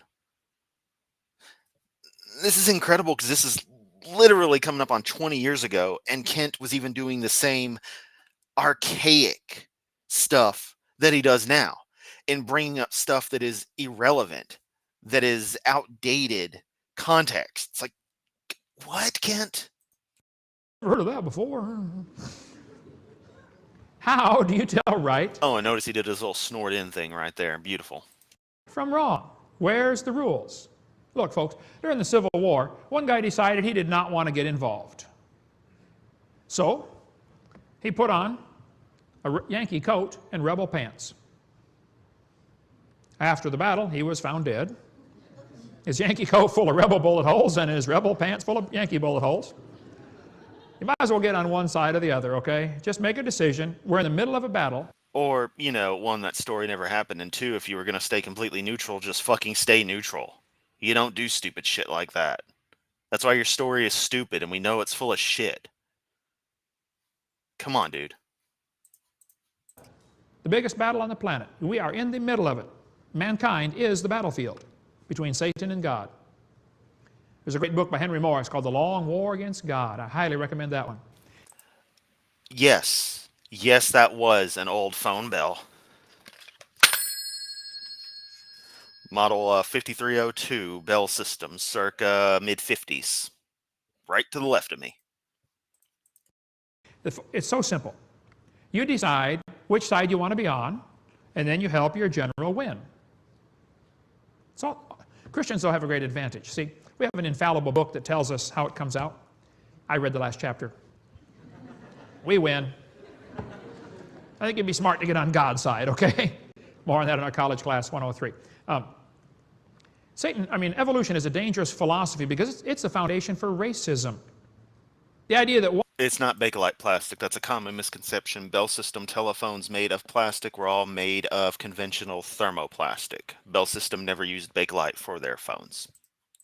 one race of people is superior to another comes from evolution. Here's Darwin's book, The Origin of Species. That's not the whole title. And by the way, the theory was popular way before Darwin. Okay, he made it more popular, but Aristotle taught a form of evolution in 400 BC. The Egyptians taught evolution to Moses when he was in school. They said life evolved from the slime on the Nile River. Moses learned that growing up. Later, edited the book of Genesis. In the beginning, God created the heaven and the earth. Just pulling shit out of his ass straight up. Darwin came up with the ideas that are now evolution, but people were talking about it beforehand. Egyptians were telling Moses, what the fuck, Kent? Oh, man. Oh, man. Didn't faze them, okay? The textbooks will show you that there are different species of animals. Origin of species. Now, wait a minute. There might be different species, but they're the same kind of animal, quite obviously. Now, this textbook gives a little more of the title. It says, Darwin wrote a book called The Origin of Species by Means of Natural Selection. Oh, they're lying. They're not giving the whole title. I've got it right here in my hand. Here's the title of the book. The Origin of Species by Means of Natural Selection, or the preservation of favored races in the struggle for life. Yes, race being synonymous with what we now call species, Kent. The book's like 150 years old. It's going to use some slightly archaic language. Something you should be familiar with considering your favorite version of Magic Book of Bullshit is from 1611 and is hard as hell to read. Favored races. Now, Charlie, that's not politically correct. Oh, it was in 1859 when he wrote the book. We had slavery in America. Darwin thought natives were just advanced animals. Darwin said at some future period, not very distant as measured by centuries, the civilized races of man will almost certainly exterminate and replace the savage races. Darwin said from the war of nature and famine and death, the most exalted object we're capable of conceiving, the production of higher animals, follows. Higher animals. Well, see, that was popular to say in 1859. We had slavery in this country. You could buy and sell Negroes like cows. Oh, there he goes saying the word. Kent, you can't say that word. And see, people have given me crap over that in Kent's side, and they're like, he's just reading from the text. It's like, no, right here, he may be showing that slide. But he said it the way, like he's talking casually. You don't do that. Unless you're method acting or something for back in a period piece or something like that. You don't say that. That's just not what you do. And I'm going to call you out on this every time, Kent. Because it's just such a good piece of evidence for you just not giving a fuck. Social norms and being decent mean nothing to you. Fairfield Osborne from the American Museum of Natural History said, The standard intelligence of the average adult Negro is similar to that of the 11-year-old youth of the species Homo sapien. Now, if a professor said that today, how long would he keep his job? Stephen Gould knew this was true.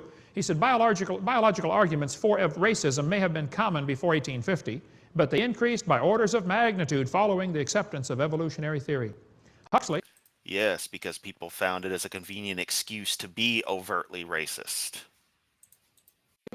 said, no rational man, cognizant of the facts, believes the average Negro is the equal, still less the superior, of the white man.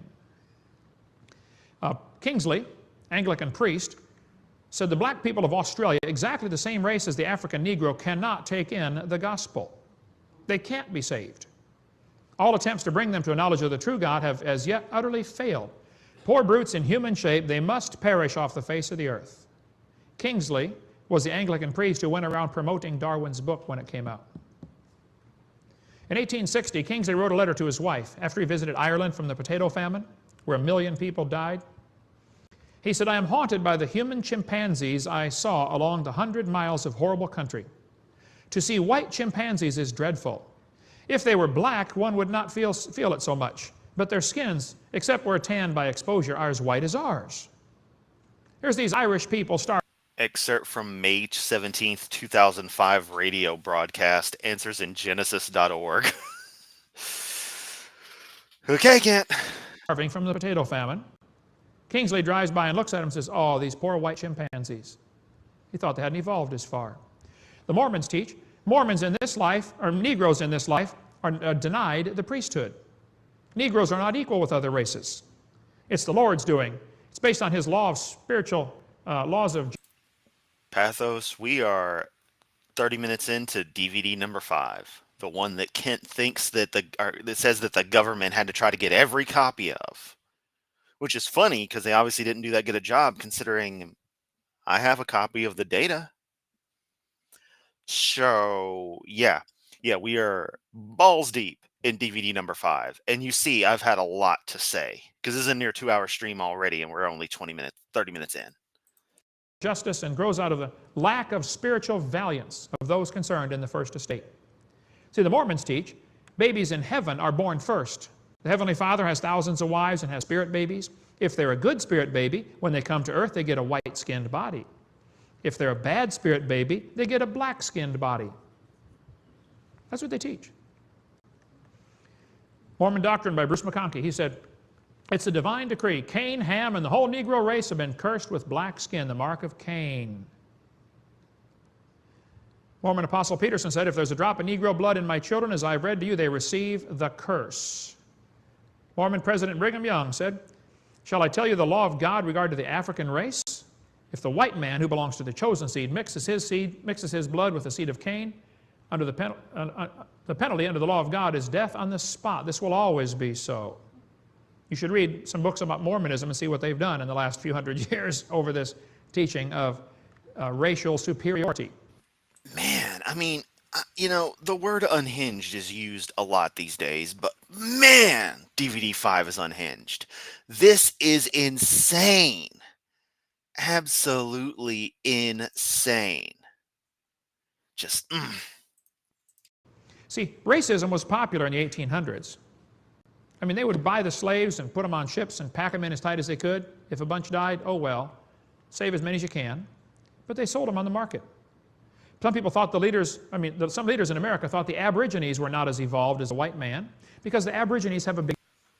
Kent, yeah, a lot of people have been fucking racist throughout history. It's kind of a problem we've had. It's a side effect of our tribalistic natures, which do have their benefits, but it's a bit of a defect at this stage, or it became kind of detrimental and thus one could argue was more defective over time. Or, definitely not productive is what I should say. God, this is frying my brain having to hear so much concentrated Kent Hovind insanity. Woof. What I'm pointing out, or what I'm trying to say though, is people have believed stupid shit. And yes, they used evolution as an excuse for prejudices they already had. We've moved past that. And those of us in the civilized world look down on racism.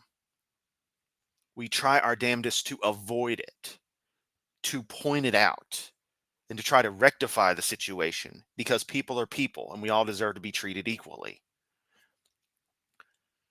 You, however, have demonstrated tendencies towards prejudice, in at least insofar as jokes that aren't done with a friendly sense to them. We certainly don't see them as being done in a friendly way. Which is weird, given that you're supposed to be the one who's not racist, and we're supposed to be the ones who don't care because we believe in evolution, so we believe in outright racism. It's just insane what you are actually trying to say in this DVD so far. Because it's either bass backwards, it's ass backwards, or it's just plain wrong. Pick one of the three. It's going to fit. Bigger jaw. Their jaw bones are bigger.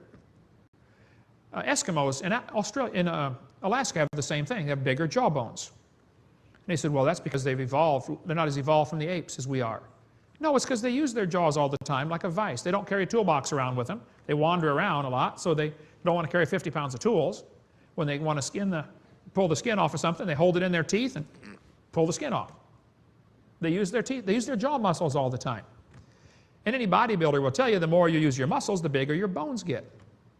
It actually develops the bones. Look, let's be clear that I don't care that much about the title of the book, because it is just a title of a book.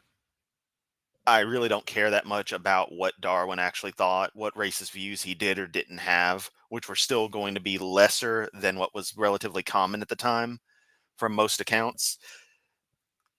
What he observed as far as natural selective processes is very much true. If he hadn't have been the person to notice the pattern and write about it, someone else eventually would have. This thing is you're actually falling into the trap that Hovind wants to set by focusing on Darwin, because he's trying to prop it up as Darwin as some sort of prophet for this evolution religion, and that's not the case. But all of this stuff, all of this that's involving people, I mean, everything he's saying here is fundamentally irrelevant to the science of biological evolution. At this stage, all he's doing is trying to say that, oh, if people don't believe in God, they're just horrible, which is demonstrably not the case. And all this other shit is just ancillary, and it's just Kent being Kent. You can't fall into his traps. So while I'll make a mention of it as a matter of discussion, as a matter of because it's in the video, as a matter of course to address it, I truly do not give a flying fuck about Darwin, his book, its title, or any of the other shit involving people. I don't care, because it's truly irrelevant in the grand scheme. And that's not me trying to be mean to you on anything, so please don't take it that way. It's a matter of I just don't care, and I want to make that firm, because I'm not going to play Kent's game. Even if we're just watching his DVD, I'll address some stuff, but I'm not playing his game of getting bogged down in the weeds, and you shouldn't either. So let that act as a refresher of this is his tactic, and one should take a step back and look at where they're possibly falling for it as we watch the DVD.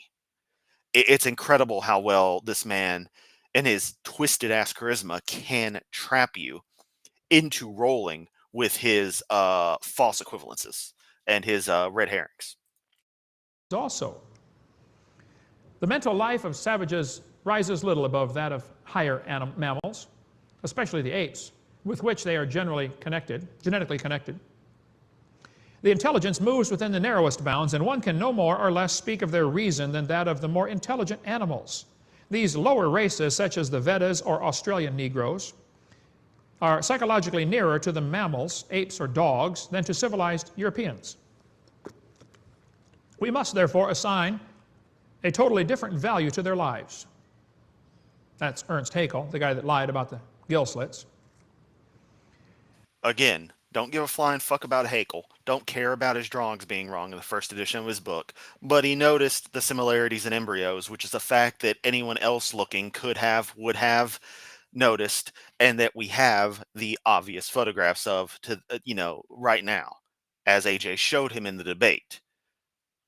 And because of terminology nuances, Kent just wants to die on that hill, as well as try to vilify the person, because that's his double whammy. Try to say the science is wrong and vilify the person who made the observation to make it look like it's intentionally wrong and that they're being deceivers, because then he can play the Satan card.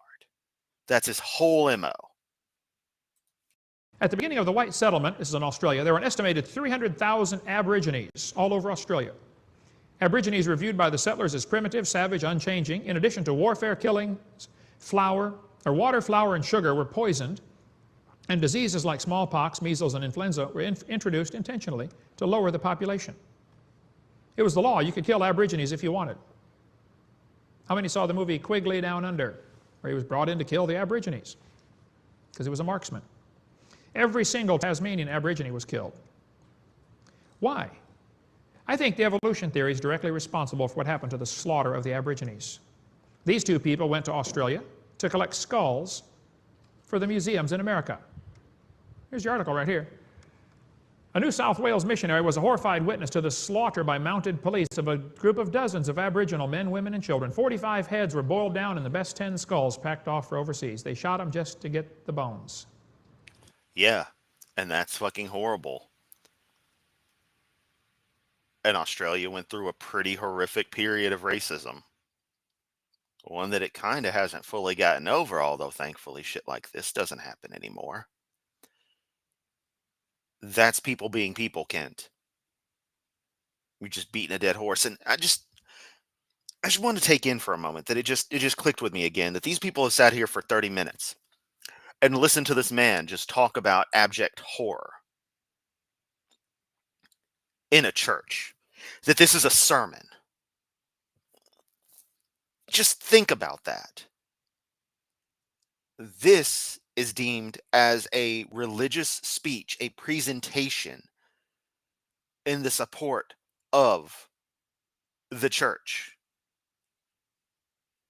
This is the level that he goes to. You just step back and look at it, the broad picture. This is outright fucking insanity. And we're only a third of the way through. Smithsonian has 33,000 sets of human remains in their basement. They call it the Army of the Potomac. These are used as evidence for evolution.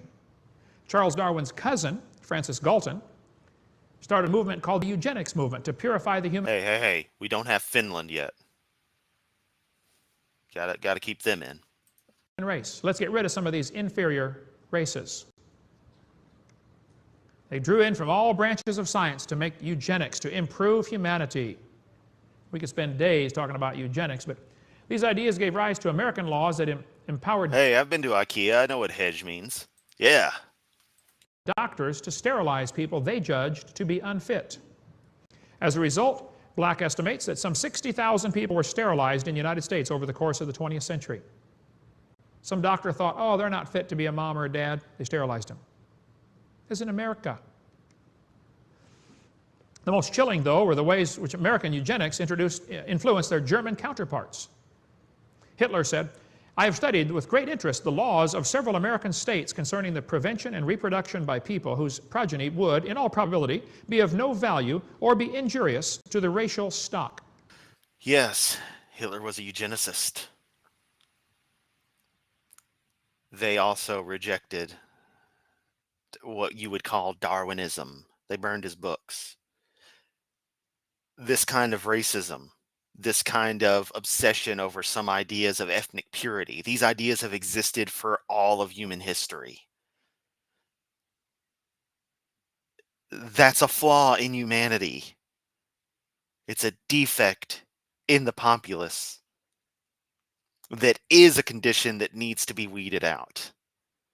But through education, through understanding, not through any kind of horrific means like this shit. But racism definitely needs to be weeded out of the human populace through proper addressing of the root causes. Lack of understanding, lack of exposure, lack of integration, lack of education. You aren't making the point you think you're making, Kent. 1904, St. Louis had the World's Fair. They brought in 2,000 what they said were primitive people and had a big display about the primitive people to demonstrate the superiority of the white man. That's 100 years ago, folks. Oda Benga was put in a cage with chimpanzees. He was taken away from his wife and 2 kids. They put him in with the chimpanzees as part of the display so people can come by and laugh at how primitive the pygmies were. He died. He committed suicide. Oda did.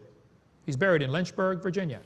Yeah, you know, me too. This Adolf guy really, really doesn't seem like too cool of a person at all. Like, just, yeah, he might be one of the worst. I don't know why. I can't put my finger on it, but definitely didn't seem like that great of a person.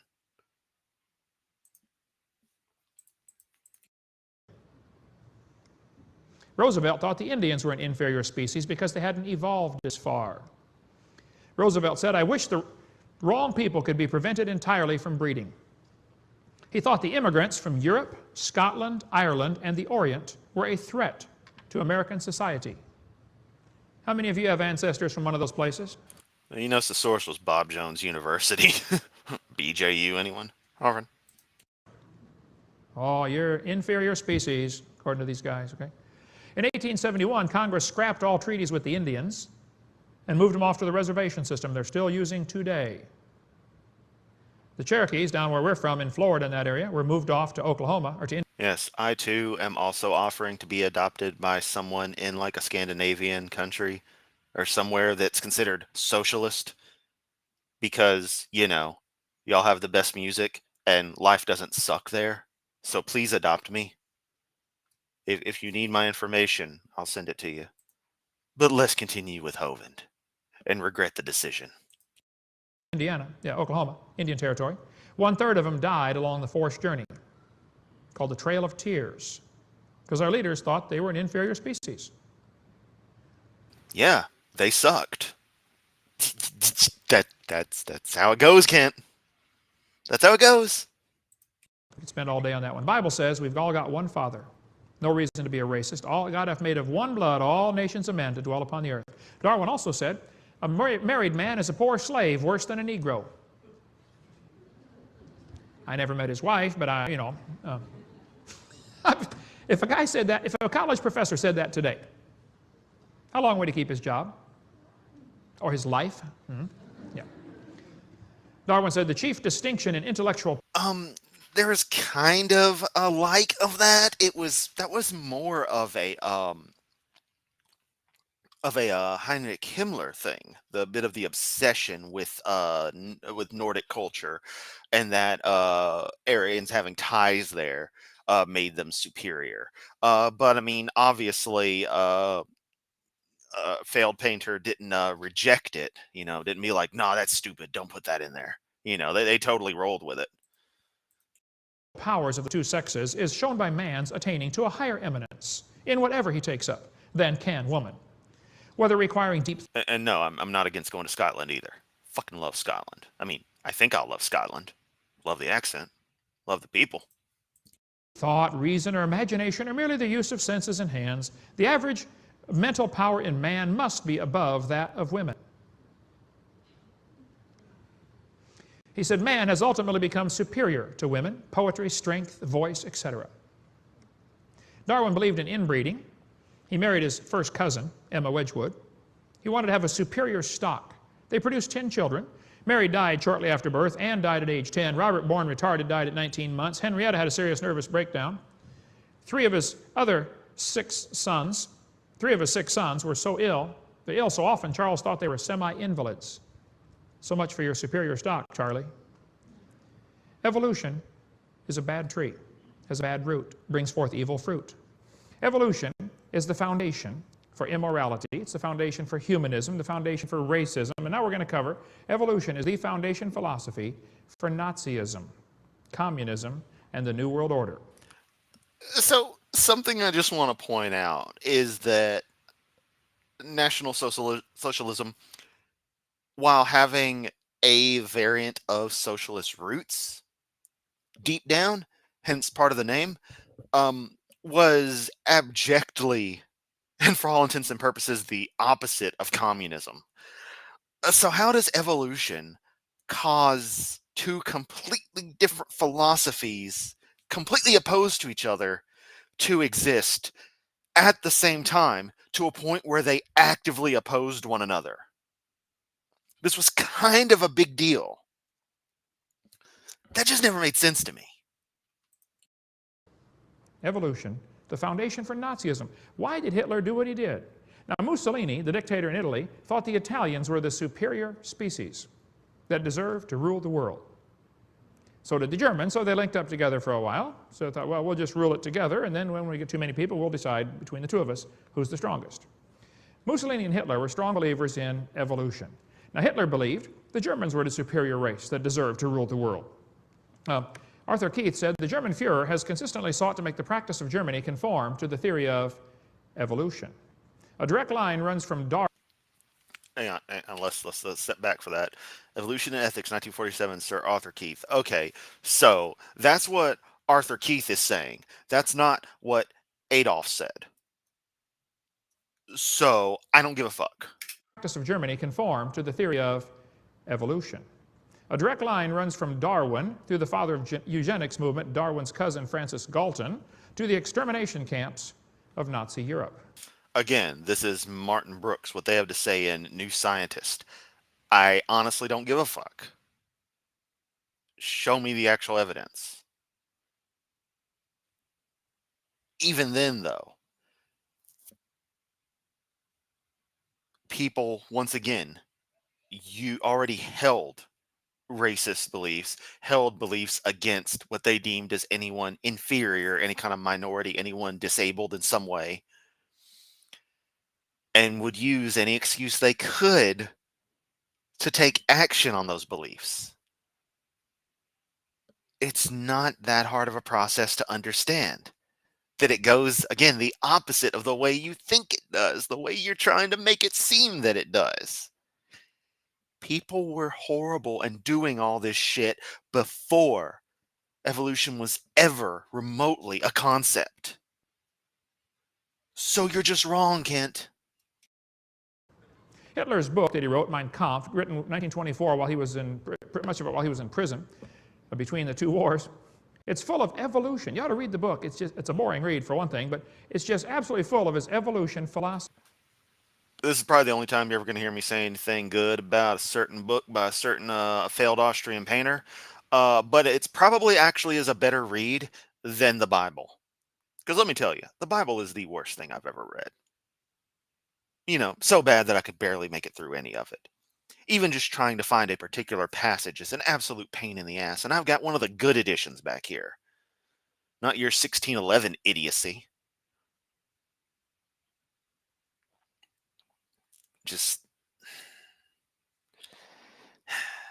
Let's also note that Kent has read Mein Kampf. I haven't. And I consider myself a bit of a World War II historian, and I haven't read it yet. I'll get around to it. Just gotta, bother to get a copy, but I never think about it that often. I don't think about that book. But Kent sure as hell does. He made sure to get a copy. He probably has 3. He might have a signed one. Who knows? Since the time he was a boy, he was dominated by this one thinking that one race is superior to another because of evolution. In this book, While 6 Million Died, it tells about the story where Hitler offered to send the Jews to anybody who would take them. Hitler said, do you want the Jews? I'll send them to you on luxury ships if you want them. Did you know America refused to take the Jews? Roosevelt... And yeah, I fully know of Hitler's Catholic upbringing. Again, there's conjecture on how he felt as time went on about religion, but he also was losing his mind very quickly as the war progressed. He was definitely partial to ancient Germanic symbolism, though, again, enough so far that Heinrich Himmler's outright obsession with it was seen as a benefit. That's my understanding of stuff.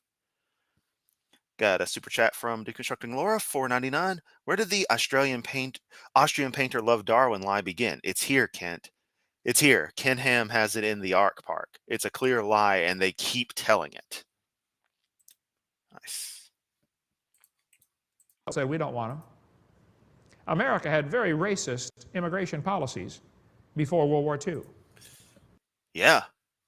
There's some racist shit going on in this country. I don't know how many times I have to explain that. This country's done some stupid shit. Lots of countries have done some stupid shit. Lots of people have done some stupid shit. Lots of people have been racist. A lot of people have been sexist. The progressive side wants to move past that.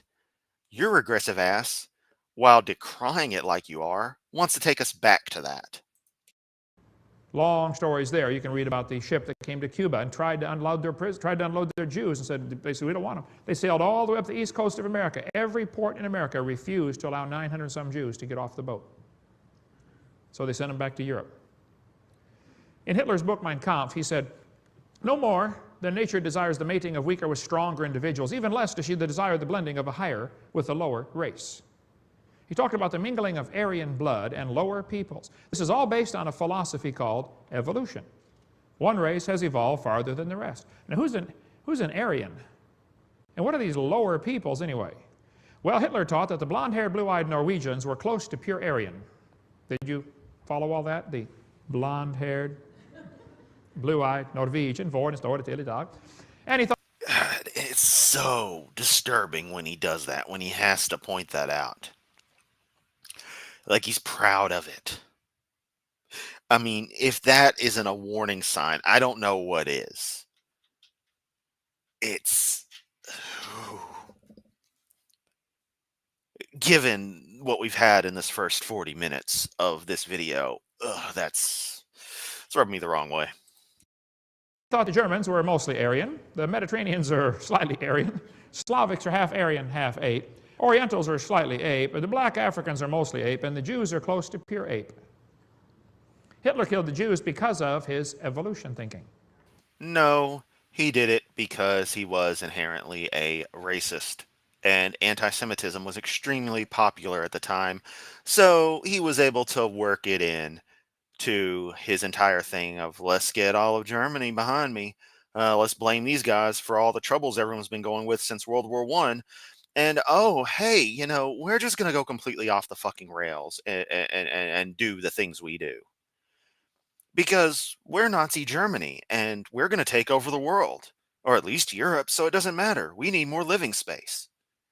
And by the way, we're going to betray the Soviets after being friendly with them. Because, you know, fuck them too. And the Americans, well, we can't get Britain for some reason, but we're going to build big bombers and fly over to America and blow them up too. Because why the hell not? Because, you know, we're Nazis. And that's what we do. We just try to take over the world.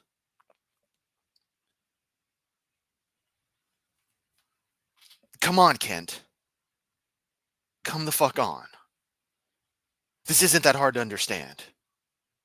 And you want to twist everything around. Let's once again look at this.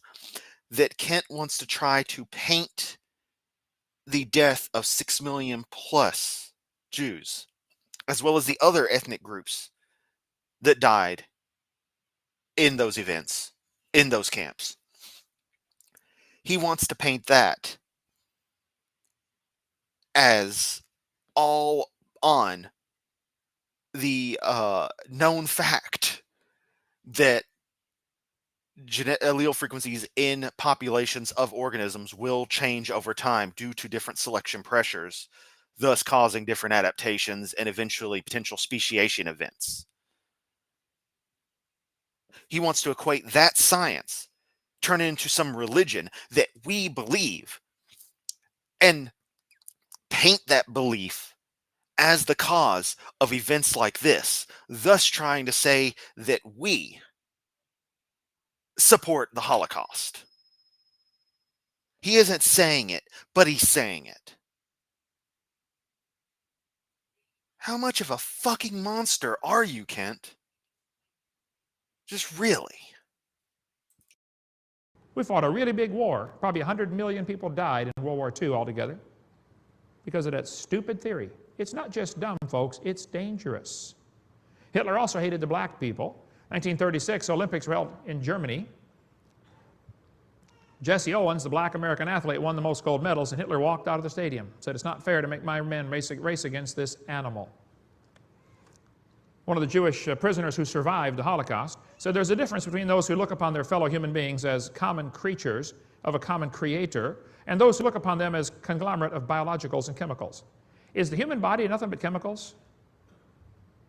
That's what Hitler thought. Man, we can get so many ounces of soap out of them and so many ounces of grease and so many ounces of hair and, you know, just chemicals. I've been to Germany several times. I read lots of books about Hitler and the Holocaust just to keep my blood boiling. What Hitler did was because of his belief in evolution. He thought they were an inferior species. So this is not just some kind of academic discussion, folks. This is a dangerous philosophy. There's me at Flossburg concentration camp where they... There's the picture. I knew we'd see it. Kent Hovind, of course, has to make sure to get a picture of himself next to the crematoria at Flossburg, so not one of the major ones, but nonetheless still a concentration camp. Not explicitly one of the death camps. But the crematoria were used to dispose of the bodies of prisoners who died because, of course, they didn't feed people worth a damn. They didn't treat people worth a damn. If they died, they died. Of course, if they were sent to Treblinka, Belzec, Majdanek, those were the death camps. Unless you were one of the, I hate to use this phrasing, but very fortunate ones who had an occupational history that was useful to them for a short amount of time, you were gone. Auschwitz-Birkenau kind of depended. I've studied this a lot. And even with that not being one of the big camps, even one of the more famous labor camps, being a lesser one that I haven't quite heard of, it's still sickening that, much like Columbine earlier, he would have a photo of himself next to that and display it proudly. To be touching it. I think that's the most sickening thing. He has his hand on it. That is mortifying.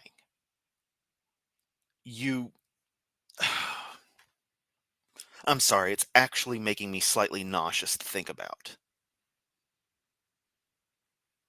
You're a fucking monster, Kent. Mind all the granite for Hitler's monuments, okay? And millions of people were killed because of Hitler's belief in evolution. Dumb idea. I stood in that spot where Hitler's standing in that picture, just thinking about this huge... Sorry, I'm just going to go back and make sure that his hand wasn't covered by any of the messages or anything. Nah, okay. Okay, you could see it. Idea. I stood in that spot where Hitler's standing in that picture, just thinking about this huge conference ground at Nuremberg. Hitler tried to make the individual feel small and the cause seem great. People are doing the same thing today with the young people. Hitler knew how to reach the youth of his nation. He wanted to indoctrinate the young people. By the way, Nazism is still alive and well in America. It's really alive and well in Wisconsin. One man in Skokie, Illinois, near Chicago, told the authorities he killed a plastic surgeon he found in the phone book because these plastic surgeons were making blue-tinted contact lenses and they're diluting the Aryan beauty. Picked him out of the phone book and killed him. Hitler thought that biological evolution was the best force to fight against traditional religion. Hitler said, I regard Christianity as the most fatal, seductive lie that ever existed. Now, Lutzer from Moody Bible Institute wrote a great book on Hitler's cross, how Hitler tried to hide behind the cross. But actually, he was anti-Christian in everything he did. No, he wasn't. That's why their belt buckles, you know, they had very religious leanings. The belt buckles had Gott mit uns on us, God with us. And yes, I'm sure my German is fucking terrible. Not much I can do about that except practice. But I'm not in Germany, and I don't know any Germans, sadly. You should read the Barmen Declaration. Go to the internet and type in Barmen Declaration and see what... You wonder, where was the German resistance to Hitler? Where was the Christian resistance to Hitler? Why didn't the Christians do something to stop this guy? Well, we're going to wonder that someday. Why didn't the Christians in America do something to stop the new... Ty Wizard with a $5 super chat. Thank you for enduring this. Been a fun stream. Thank you for the super chat, and thank you for being with me. I'm trying my best to keep it interesting. This is definitely some rough stuff, though. World order. Why didn't they do something? Okay? Hitler used Nazi propaganda pictures like this, him walking out of a church with a cross above his head. It's all propaganda. He hated Christianity. Did you know they have Nazi baptisms and Nazi altars? You could be baptized into Nazism. It was a total religion. Hitler said, you tell a lie long enough and loud enough and often enough, the people will believe it. He said people are more likely to believe a big lie than a small one. By the way, the Japanese also thought they were a superior species because they had evolved farther. Darwin's book hit Japan, and people just loved it. I mean, the crazy religions they had in Japan at the time just absorbed evolution right into their thinking.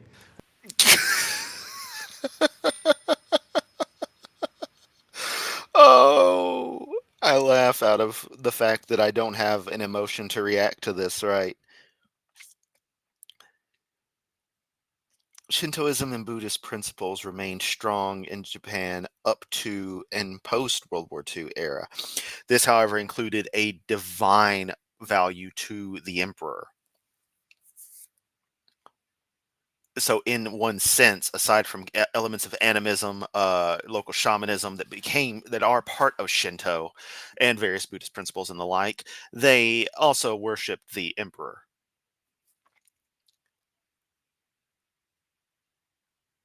Evolution meant fuck all to them.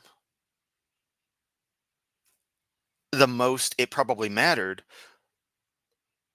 and I never thought I'd have to bring this up in a stream, but were for unit oh fuck, what was the name of it? Give me a moment. I just want to make sure I get it right. Yes, Unit 731 in Manchuria, where they did experiments on humans.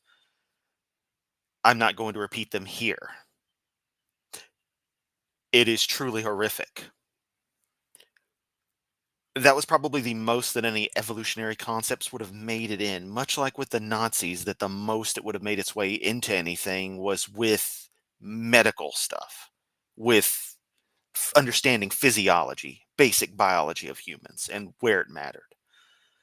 But only to that extent where it was useful for protecting their own troops, for curing their own diseases, or seeing how diseases would affect the enemy if they were exposed to them. Japan had already been waging war in China since the early 30s. And realistically, World War II didn't start September 1st, 1939. It started in at least 1937 or earlier, with some major invasions that Japan did in that period. But we think of it as a European-centric war because, of course, that's the way we think of things. And the Japanese War was generally won against America, but not so much as well, because Australia played heavily in that, because as Japan pushed southward into the Philippines and the like, they were right at Australia's north door. And Australia wasn't having that. The Commonwealth wasn't having that.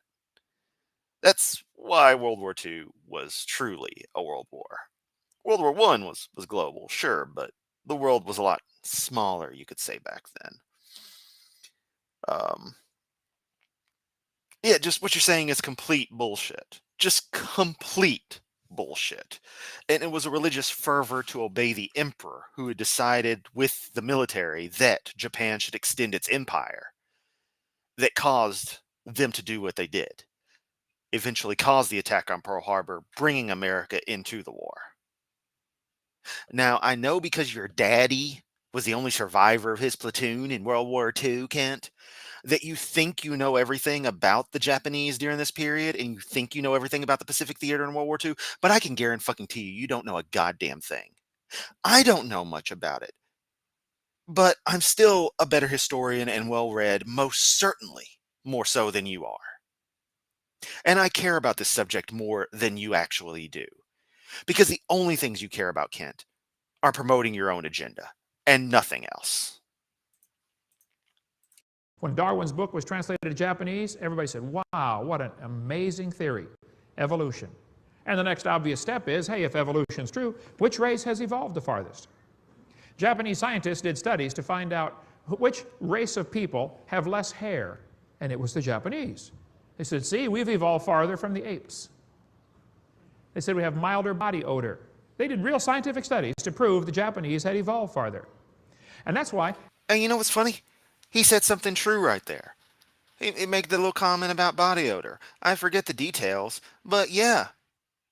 There's a trend in East Asians, in the genotype, to where uh, the cause of body odor, a particular bacterial construct, something about it isn't quite the same.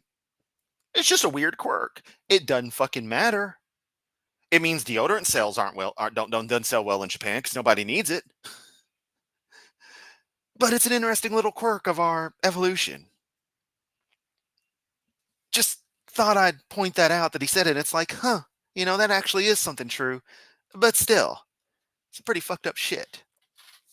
You won't understand what happened in World War II when American prisoners were captured and tortured, like at Bataan, the Bataan Death March, or the concentration camps over there. You're not going to understand why this happened until you understand the thinking of the Japanese soldiers. They hadn't been taught all of their life evolution. Yeah, if you value your sanity, do not look into the Nanking incident.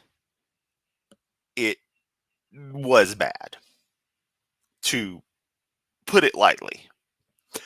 Absolutely horrific. We have evolved farther. These are inferior species. It's really best if we eliminate them. The soldiers that survived World War II in German and Japanese concentration camps were amazed at how cruel the Japanese were. Just cruel to the prisoners.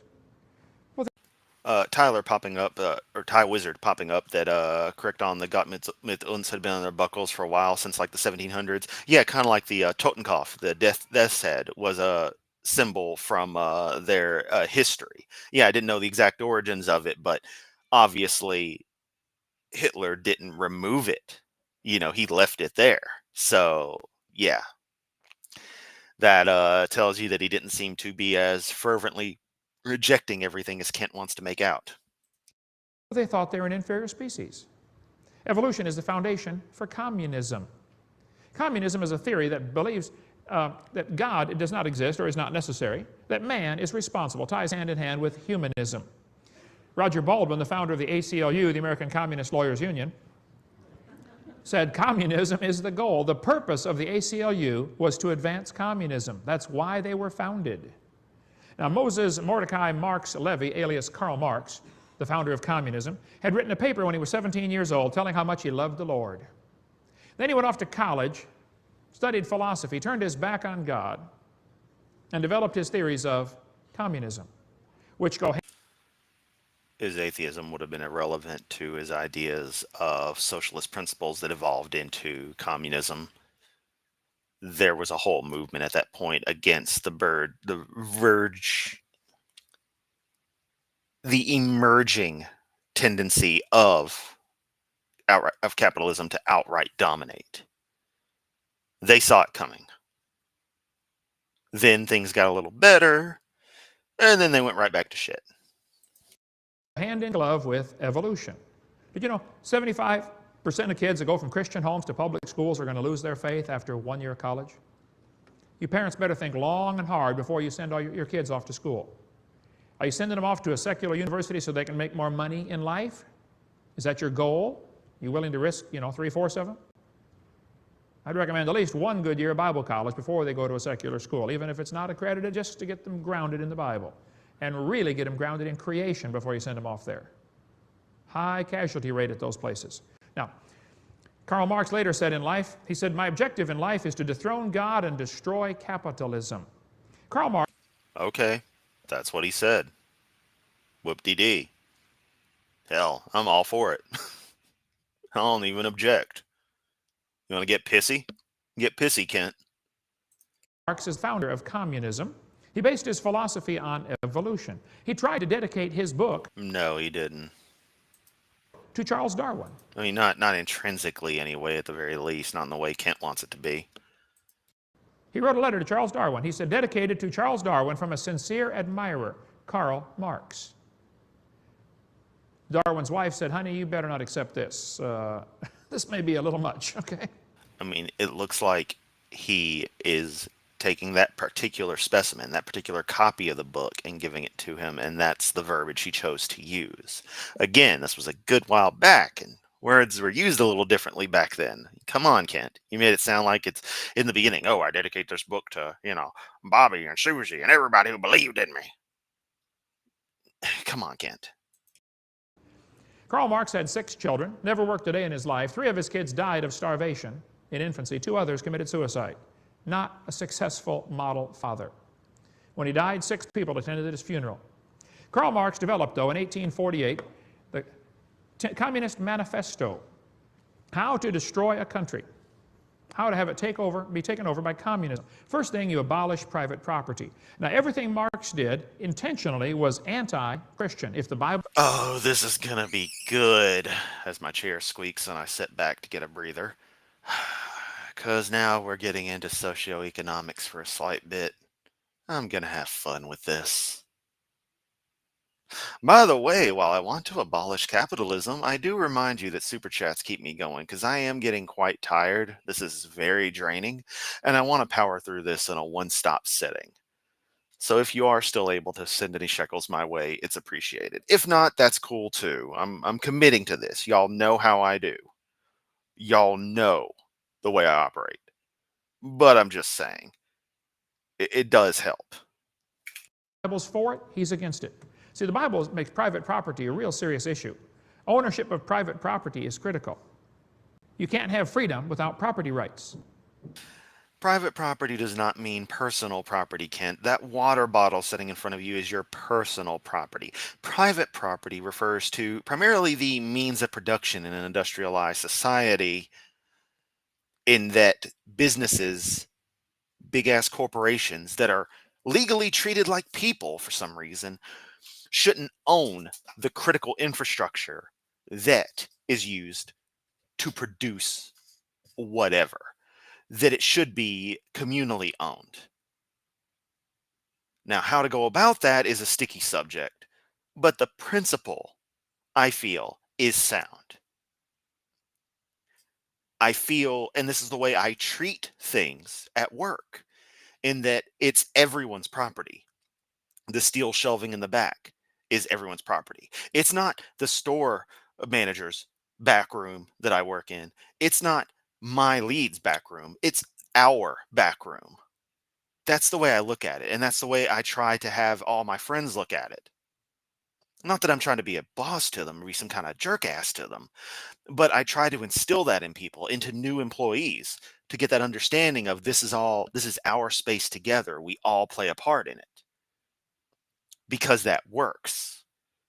And while, yes, it's owned by the company I work for, I treat these objects as my own insofar as doing my duties at work. Sorry, I got off on a little tirade there. Forget actually where I was going. A couple hours of Ken Hovind will do that to you.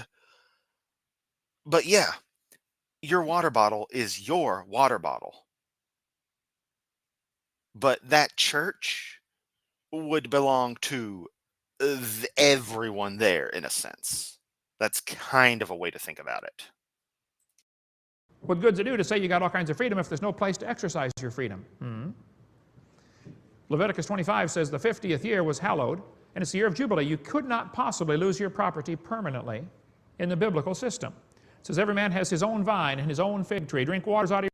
And yeah, Adam Skeptic pops up. Communism only works when it's funded by capitalism from a historic standpoint. Yeah, there's a balance to everything. That's why I classify myself as, I am definitely a socialist, but I classify myself as a moderate socialist, not a pure socialist, insofar as my views on how the free market and the nature of open markets tend to promote bettering of products. It's convoluted. I really need to write it down. It's going to become an article on Zadara soon enough. But yeah. Your own cistern, water's out of your own well. Private property is essential. But Peter Burrell, president of the Audubon Society, said we reject the idea of private property. Guess where I know where he got that. Karl Marx developed the idea of a graduated income tax. The more you make, the more they take. That's Karl Marx's idea. Okay? He said you need to abolish rights of inheritance. Yes, because rich people hate paying their fair share. They have more money to spend. You know, food at the grocery store costs the same whether you make, $500 a paycheck or $5,000 a paycheck. So it's only right that the rich people don't get taxed near as much as the poor people as a percentage of their income. Oh, no. They totally have earned all that money. They need it too to buy more food than the poor people do. Flat tax is such a fucking joke. The Bible says a good man leaveth an inheritance to his children's children. Karl Marx was against that. Confiscate property rights. Evolution's a foundation of communist philosophy behind the money powers. Karl Marx said we need a central bank. This was a communist idea. The banking system we're using today in America, the Federal Reserve, is a direct result of Karl Marx's thinking. Nothing federal about it. It's private bankers that run Ooh, here we go into the soft sit bullshit. our currency. Bible says love of money, root of all evil. All evil. That's why you're dirt poor, Kent. That's why you don't have a ton of money. You don't make millions. That's why at the very time this seminar was being recorded, that's why you weren't conducting multiple counts of tax fraud. You know, because money means nothing to you. It's funny right there that in the same segment he would complain about tax rates, as every right-wing nut job does. He complains about tax rates, yet simultaneously, if you're complaining about taxes, it's because you want to have more money, yet still wants to pop in the money's the root of all evil line. It's incredible. Which is it, Kent? Is money good or bad? If it's bad, then just pay your taxes, give it all away. If it's good, then stop trying to say it's bad. What you need to do is real simple. You follow the yellow brick road. By the way, that whole movie was made to teach us something very interesting. The yellow brick road, the land of Oz, O-Z, ounces, gold. They had a straw man, no brain. Tin man, no heart. That's commerce, is heartless. Long. And yeah, that's another thing. The funny thing is national bank concept is older than Karl Marx. Interesting story behind that, the real meaning behind that movie. We've got to cover much more on that on the college class, CSE 103. Karl Marx, one of his ideas was government. Kent, how can you teach college classes if you never actually went to college? Because you didn't. Patriot Bible Trailer does not count as college. When your dissertation starts with, "Hello, my name is Kent Hovind," you done fucked up. Ownership of communication, like our FCC, or transportation, like the TSA. Karl Marx's idea, see, the government's going to take over transportation. They've already taken over the airports, haven't they? Try to fly. I fly 215 times a year, last year. Just see what you got to go through with government regulation in transportation. Okay, so the same guy who earlier was going through Islamophobic rants about stuff simultaneously is complaining about the TSA, which I'll fully acknowledge the TSA fucking sucks, and it certainly sucked in 2005. But still, Kent, which is it? Do you want to stop the terrorists, or do you want flights to be more convenient for you? Because you can't have both. You can't have security and safety without some inconvenience. It's just how it works. Government ownership of factories and agriculture. Government control of labor. This was all Marx's idea. Corporate farms and regional planning. Everything exactly backwards to Christianity. Free education for all in public schools. That was Karl Marx's idea. Our public school system. Wow. Free education in public schools are Karl Marx's idea? And that's bad. Oh yeah, Kent does think public schools are bad. I didn't really forget. It's just I'm delirious. Knocking shit over too. God, I'm tired. Let's keep going, baby. Hitler said, "Let me control the textbooks, I'll control the state."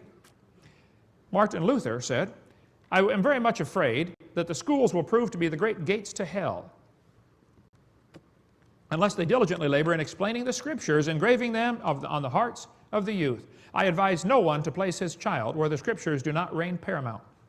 Every institution in which men are not increasingly occupied with the Word of God must become corrupt." Here's a 1777 school book used here in America, the New England Primer. They taught the kids the alphabet using poems like this. "In Adam's fall we sinned all. Heaven to find, the Bible mind. Christ crucified for sinners died." Can you believe that's a public school textbook? Here's how the kids learned their alphabet again. A, A wise son maketh a glad father. Bible verses for all the letters of the alphabet. You ought to read Fourth Reich of the Rich if you want to study more on education and how money powers have gotten involved in this. But communism is totally anti-Christian in every possible way. This is the communist rules for revolution. Hang on. Let's go back and notice that that's available for CSE, $11. Des Griffin and someone's phone number. Just, oh. Man, this just gets worse the further you go. It's incredible. Revolution. For number one, you corrupt the young. Cover much more on that on video college class 103. Break down the moral virtues. Just incredible the way this is what they've done. Corrupt the young. Get them away from religion. Break down the moral virtues. Encourage a soft government attitude toward crime. 3 strikes and you're out. How about 1 strike and you're out? Well, Kent, how well would that have done for you? But of course, tax fraud isn't a crime according to you, because you pay every tax you owe, which is easy to do when you feel like you don't owe any taxes. The victims' rights in all this. Divide the people into hostile groups. Get the people's minds off their government. Focus their attention on athletics. Get people more worried about, soccer or football than what the government's doing. Or maybe that's just what people get interested in, and it makes money. You're for capitalism, so why are you complaining about supply and demand? People demand entertainment. Athletes supply it to those people who are interested in such. It's really quite simple. In 1890... It's so simple, even an atheist can understand it. Hovind? 1996, there were 311 athletes in the Olympics. 100 years later, there were 13,000. Yes, there's a lot more people in the world. The Olympics are a much bigger thing. I never get this whole, back 150 years ago, 100 years ago, what have you, this was the number of stuff, and now it's this number. As if the population of any given area doesn't increase constantly. As if this isn't comparing literally the beginning of the modern Olympic Games to the 1996 ones. Notice that little gap right there in the middle, too, where World War II happened. And that gap, too, there, where World War I happened. Huh. Funny how that works. Also note the spike in the Berlin Games. That's kind of interesting. But still, just, this is insanity. Probably people in this room that know more about the local sports team or the Green Bay Packers than you do about who's the senators from your state. Yeah, because honestly, it's a hell of a lot more interesting knowing about the local sports team. It just is. It may not be as practical, and there are issues with people lacking understanding of their own representation and of their own government, which you don't understand fuck all about the government yourself. But still, Kent, let people enjoy things. This is another thing about you, is that you just constantly bemoan anything anyone has interest in that isn't kissing your sky daddy's ass. People want to enjoy life, Kent. You may be miserable, but that doesn't mean everyone else needs to be. Our minds are off our government, all right. Control all media, like CNN, the Communist News Network. Don't get me started on the media, okay? Destroy people's faith in their leaders, okay? Lenin said, those who cast the votes decide nothing. Those who count the votes decide everything. Interesting thinking. Who's programming these voting booths that are counting the ballots by computers? Who's programming this computer? Go to vote scam on the internet. Just type in vote scam and see what you find, okay? Yes, and the conspiracy that all the elections are rigged, but only the ones where Democrats win, never the ones where Republicans win. It's really weird. Cause the registration of firearms so that you can eventually confiscate them. Gun control. Communist idea. Oh yes, they're coming to take our guns. And also, this whole communist rules for revolution, I'm not sure, may or may not be complete bullshit, because that's the standard we have to apply to everything Kent says. It may or may not be complete and utter bullshit. I don't know. Lenin said one person with a gun can control 100 people without one. Imagine the scene. You're standing in a bank trying to cash a check. Somebody runs in there with a gun, pulls out a gun and says, everybody lay on the floor. So everybody lays on the floor. Now imagine this scene. Every citizen is armed. The guy runs in the bank. Lay on the floor. Everybody pulls out their gun. Yeah, that situation doesn't end well with the way people are. Someone gets trigger happy. People aren't trained. Are you making sure that everybody is trained in these firearms? Are you making sure they understand them?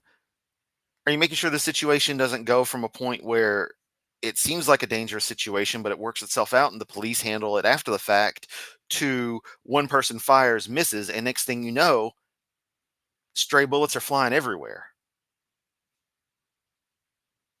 While I'm not against the idea of people being armed and going about, I'm not. It's the principle of who does and doesn't need to be, how many people likely should or shouldn't be, for situations to hopefully be defused if it's a worst case scenario. But that all goes into very odd, very unique situations that you can't really simulate, you can't really plan for. You just have to hope the right things happen at the right time. But a lot of times, it is better to not confront and to just let the situation happen. Because the last thing the guy robbing the bank wants to do is actually shoot somebody. Which means he's more apt to if he feels he's in active danger. Which is something that won't happen if everyone just does what he says. Not all the time.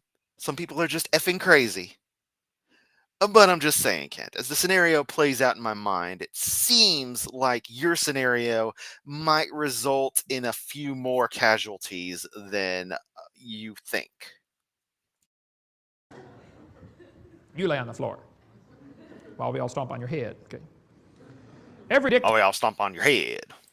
dictator throughout history has wanted gun control. It's just a normal thing. You have to control the gun. Yeah, every dictator has wanted that because they're dictators. They're tyrannical power mongers wanting nothing but control. That's how it works, Kent. Guns. Every dictator's wanted that. We cover much more on that in our college class 103 about the gun control. Gun control is not about guns, it's about control. Somebody sent me this button as a joke. Proudly unarmed. Would you wear this? What does this say to a criminal? Rob me. You know, Kent, that button was probably made by a right-wing nut job because that sounds about like their kind of humor as a joke, and that's why it was sent to you by one of your cult followers. Because they knew you'd get a kick out of it, because it's boomer humor. Isn't that what it says? Also, is it just me, or does it seem like the only people who would wear such a button would actually be people who are actively armed and are wearing it ironically? Because that's something I would do. And then next thing you know, you try something, and I've got Osiris out. Actually, I'd probably run like a little bitch, but you know. At a very early age, Comrade Stalin went to a Christian school, and he read Darwin's book and became an atheist. That's the book that changed Joseph Stalin's life forever. Joseph Stalin killed between 60 and 100 million of his own people. You should read anything by Alexander. Yes, and that happened as a direct result of them rejecting the principles of evolution. They believe that crops should go through socialist. You know, they should be communist. They should be strong and survive rather than have rotation and all the, you know, botanical principles we had learned as a side effect of evolutionary theory, thus increasing crop production. They were like, no, they're going to be good model crops. This corn's going to be good Soviet corn, and this wheat's going to be good Soviet wheat. And then starvation. I think it was Lysenkoism. I think that's it. Yeah, they actively rejected Darwinist teachings when it came to botany and the like. So, no, Kent. No. Alexander Solzhenitsyn, like the archipelago Gulag, you know, the concentration camp. He spent 10 years in Stalin's concentration camps. One of my daughter-in-law is from Ukraine. I used to have 7 people on our staff from former Soviet countries. We know what they do over there. When Germany and Russia attacked Poland during World War II, Poland, you know, just totally overwhelmed and no chance of survival in a situation like that. They captured all these Polish officers. They asked Stalin, what should we do with the officers? He said, oh, they're just Poles, execute them. They finally admitted it in 1992. The Russians finally admitted, yep, we killed 14,700 officers at the Katyn Forest.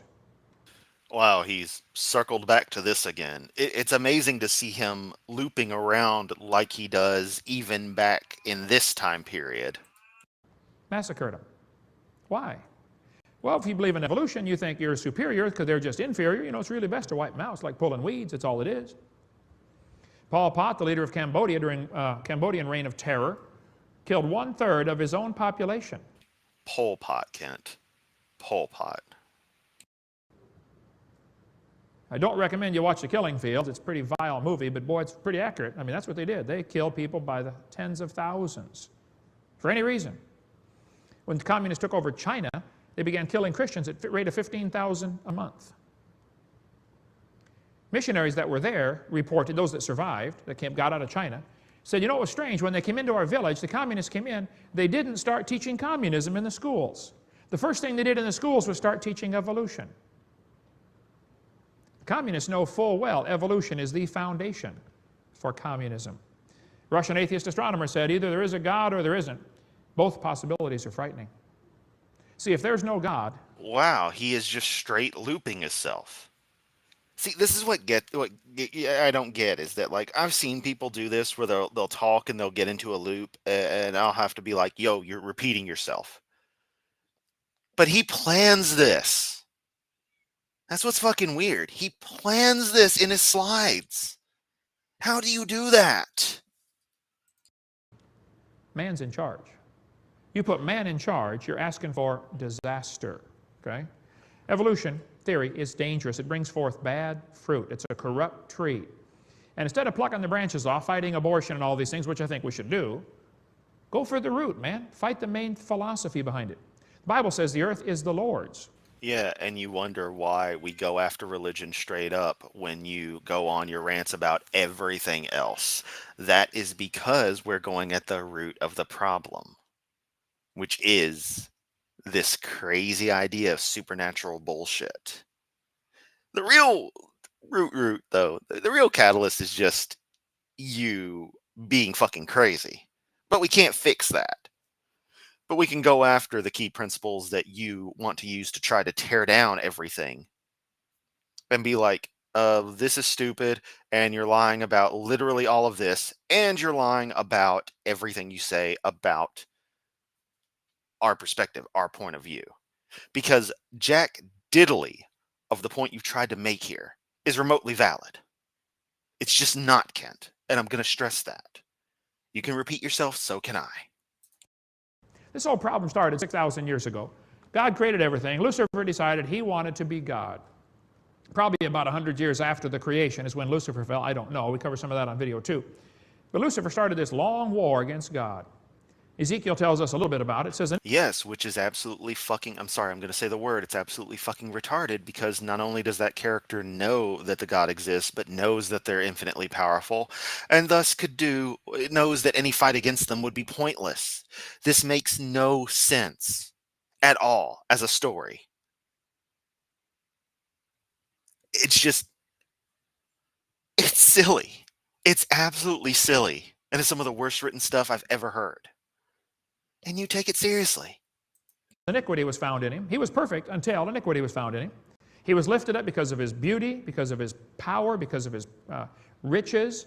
He's the one that weakened the nations. Isaiah tells us, how have you fallen from heaven, O Lucifer, thou son of the morning?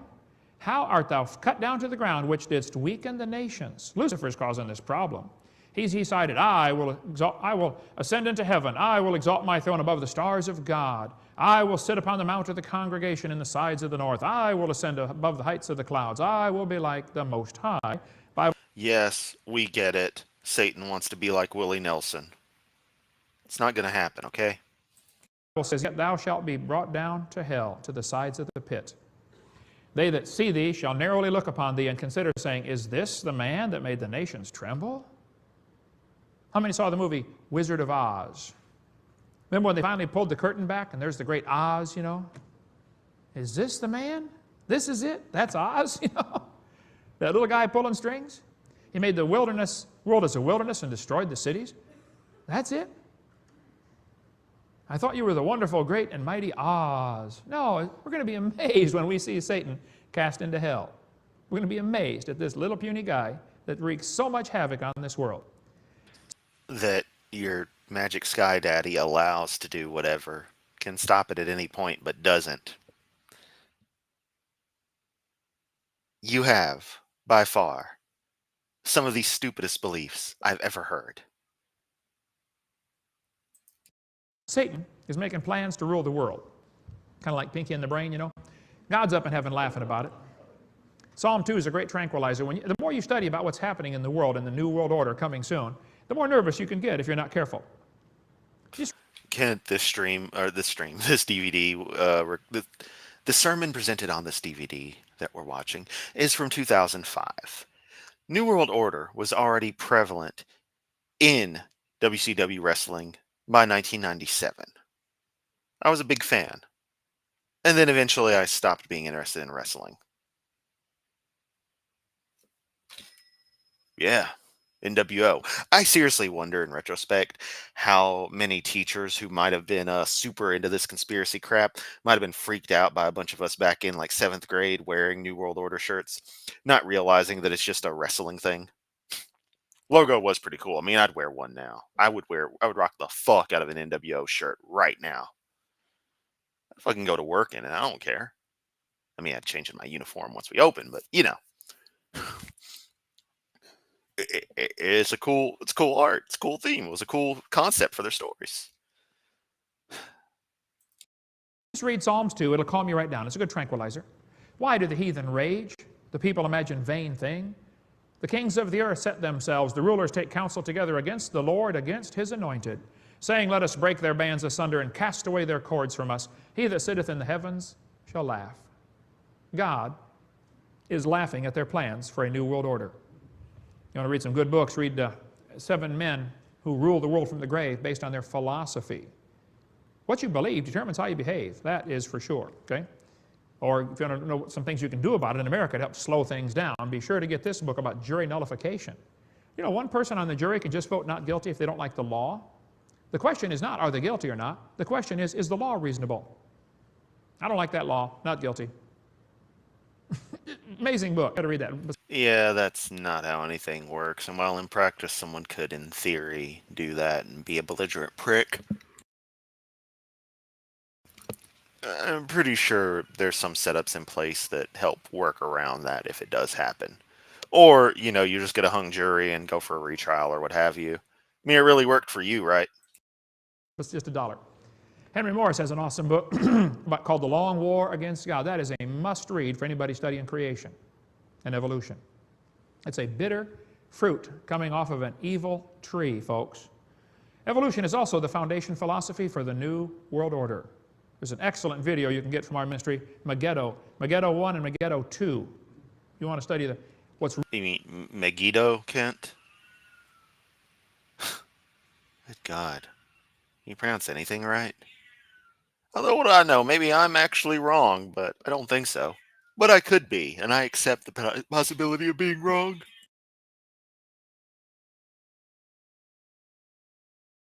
But, oh man. Fuck, I'm getting tired. This is wearing me out. Got 25, 30 minutes to go. I can do this. I can manage this. But yeah, here we go into the New World Order conspiracy. I mean, this is just incredible in the worst way. Really going on, get the whole philosophy of what's happening so you can get the big picture. I recommend call our ministry and get those. We just ordered those here recently, or lots more in our college class 103. Evil men have already divided up the world into regions, and they've got it all planned. They want to rule the world. Their goal is reduce the population to 500 million, with a few of them as the elite get to rule. Yeah, because the way the world works would really work with 5. Did he say 5 billion or 500 million? To 500 million. Yeah, 500 million, so 500 million. Because yeah, the world would really work that way. What the fuck are you on? It'd be abandoned wastes everywhere. Civilization would collapse. Come on, Kent. With a few of them as the elite get to rule the world. There's a committee of 300 that basically pulled the strings. We spend all day talking about that. I don't have time tonight. But they've got their plans to rule the world. like Pinky Also, let's note that he is constantly promoting random books sold by CSE. in the Brain. What are we going to do today, Pinky? We're going to go take over the world. It's what we always do, God's in heaven laughing about it, okay? The prick's up there laughing about it. Why doesn't the fucker come down and do something about it if it's such a big threat? Oh, but it's not a big threat, but he's letting it happen anyway? I mean, none of it makes any sense. And I'm going to keep pointing that out. Because every time I hear it, it just gets more and more crazy. If you want to study some of the conspiracies, if you get into that kind of stuff, there have been numerous conspiracies. Get the Medusa File or the American Conspiracy, New American Magazine, The Conspiracy, to see what's really happening.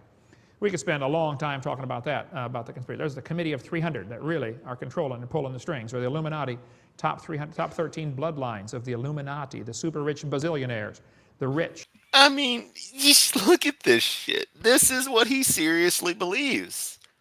This is Kent Hovind. It's insane. Who want to rule the world. But that would be for those who want the red pill only, for those who've seen The Matrix. What they do is they develop a crisis intentionally so that they can bring in their solution to the crisis.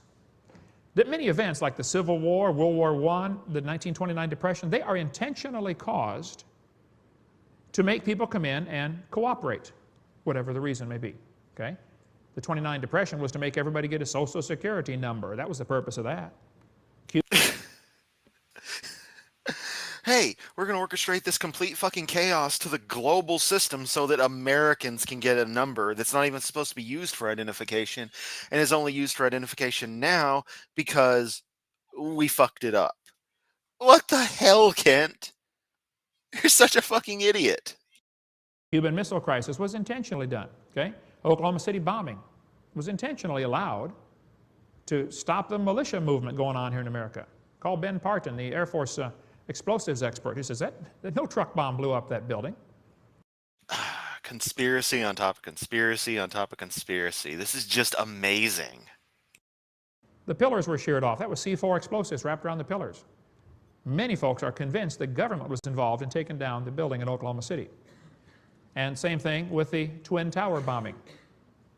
Go to get the website 911inplainsight.com. Has anybody seen the movie In Plain Sight? Anybody seen that? David Rockefeller said, we're on a verge of a global transformation. All we need is the right major crisis, and the nations will accept the New World Order. See, God has plans for the world, and so does Satan. And Satan's plan is no people here, maybe just a few, and a one-world government. The Bible says perilous times shall come.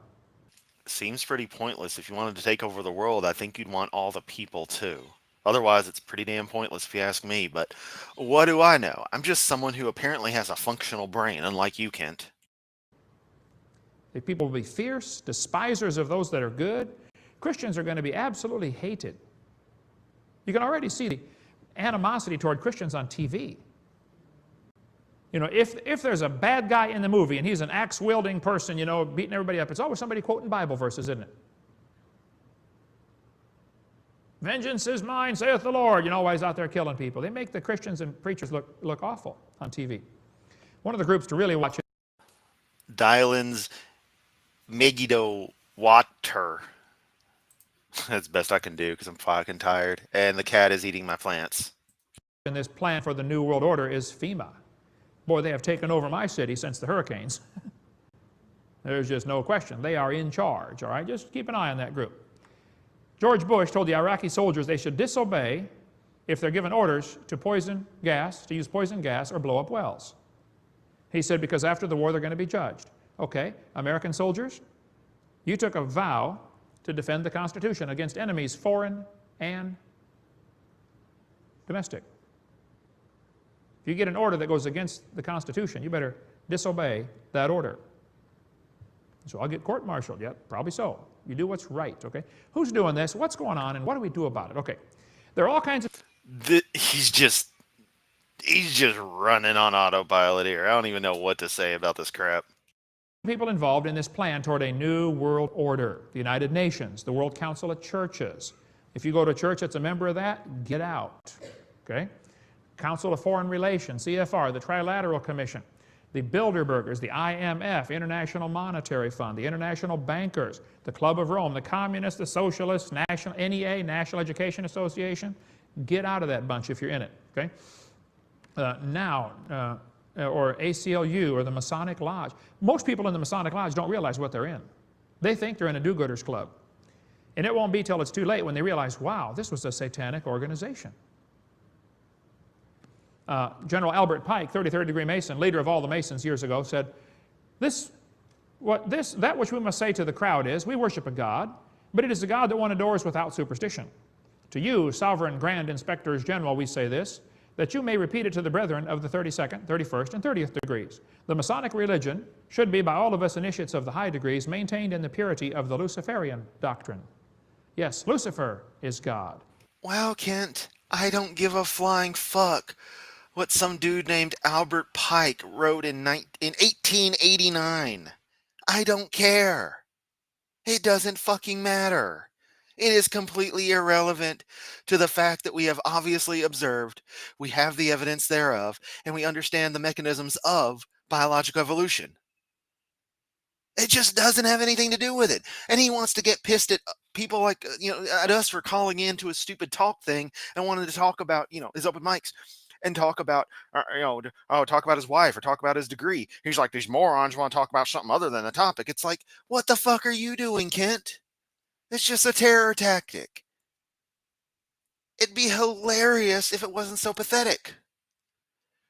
The more pathetic thing, though, and the scary thing is that people believe this shit. You're nuts, man.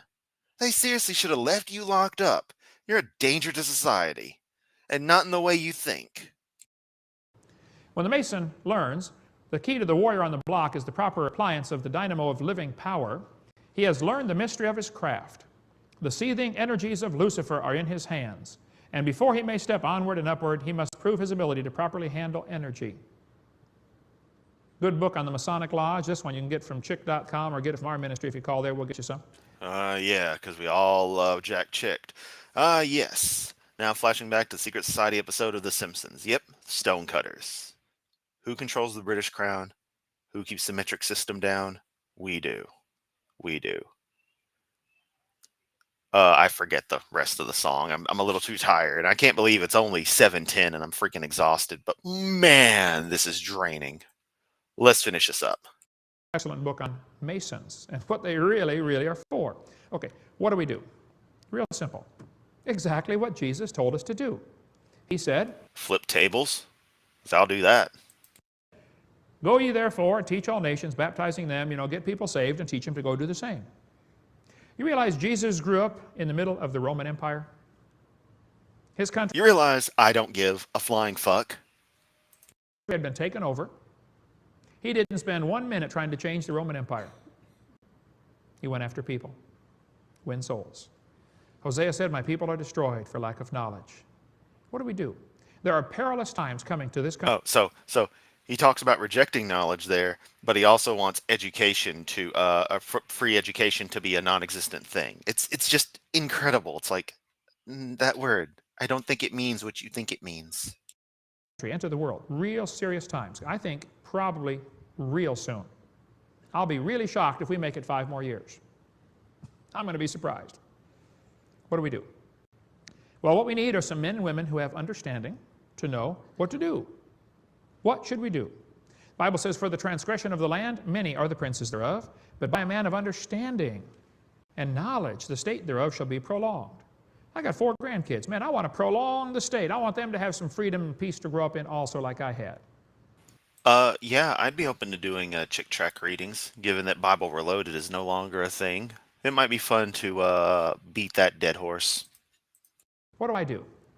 Deuteronomy says, take you wise men and understanding. Boy, we need some people with understanding. Solomon prayed and said, give therefore thy servant an understanding heart to judge thy people, that I may discern between good and bad. Do you want to have understanding? The Bible says Abigail was a woman of good understanding. And beautiful. That don't hurt, throw that in too, but okay. Yeah, because that's something important to bring up in, a book that's totally doesn't objectify women at all. Just got to bring in that she's beautiful as well. And she was smart, but she was pretty too.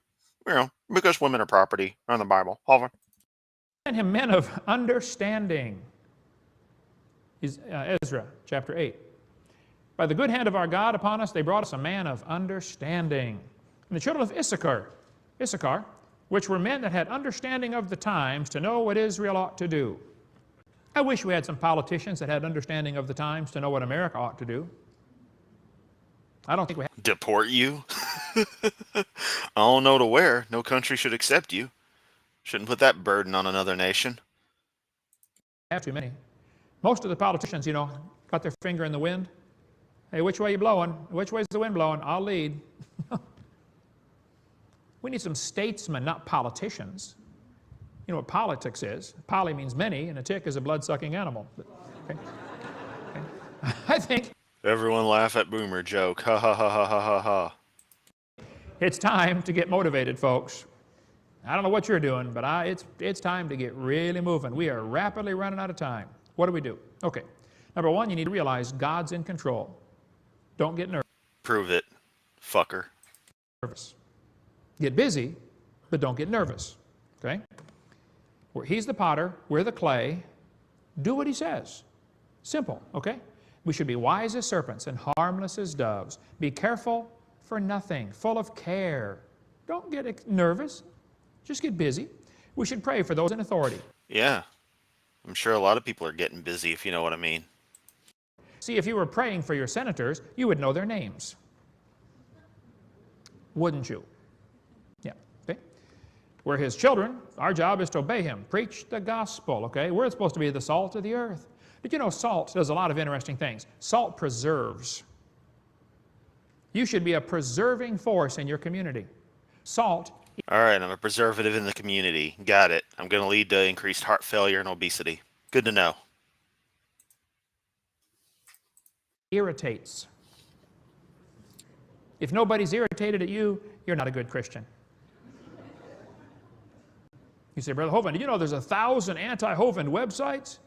Oh, I know, ain't it great? We're going for 2,000 this year. You ought to be irritating somebody or you're not doing it right, okay? We should use your influence on other people.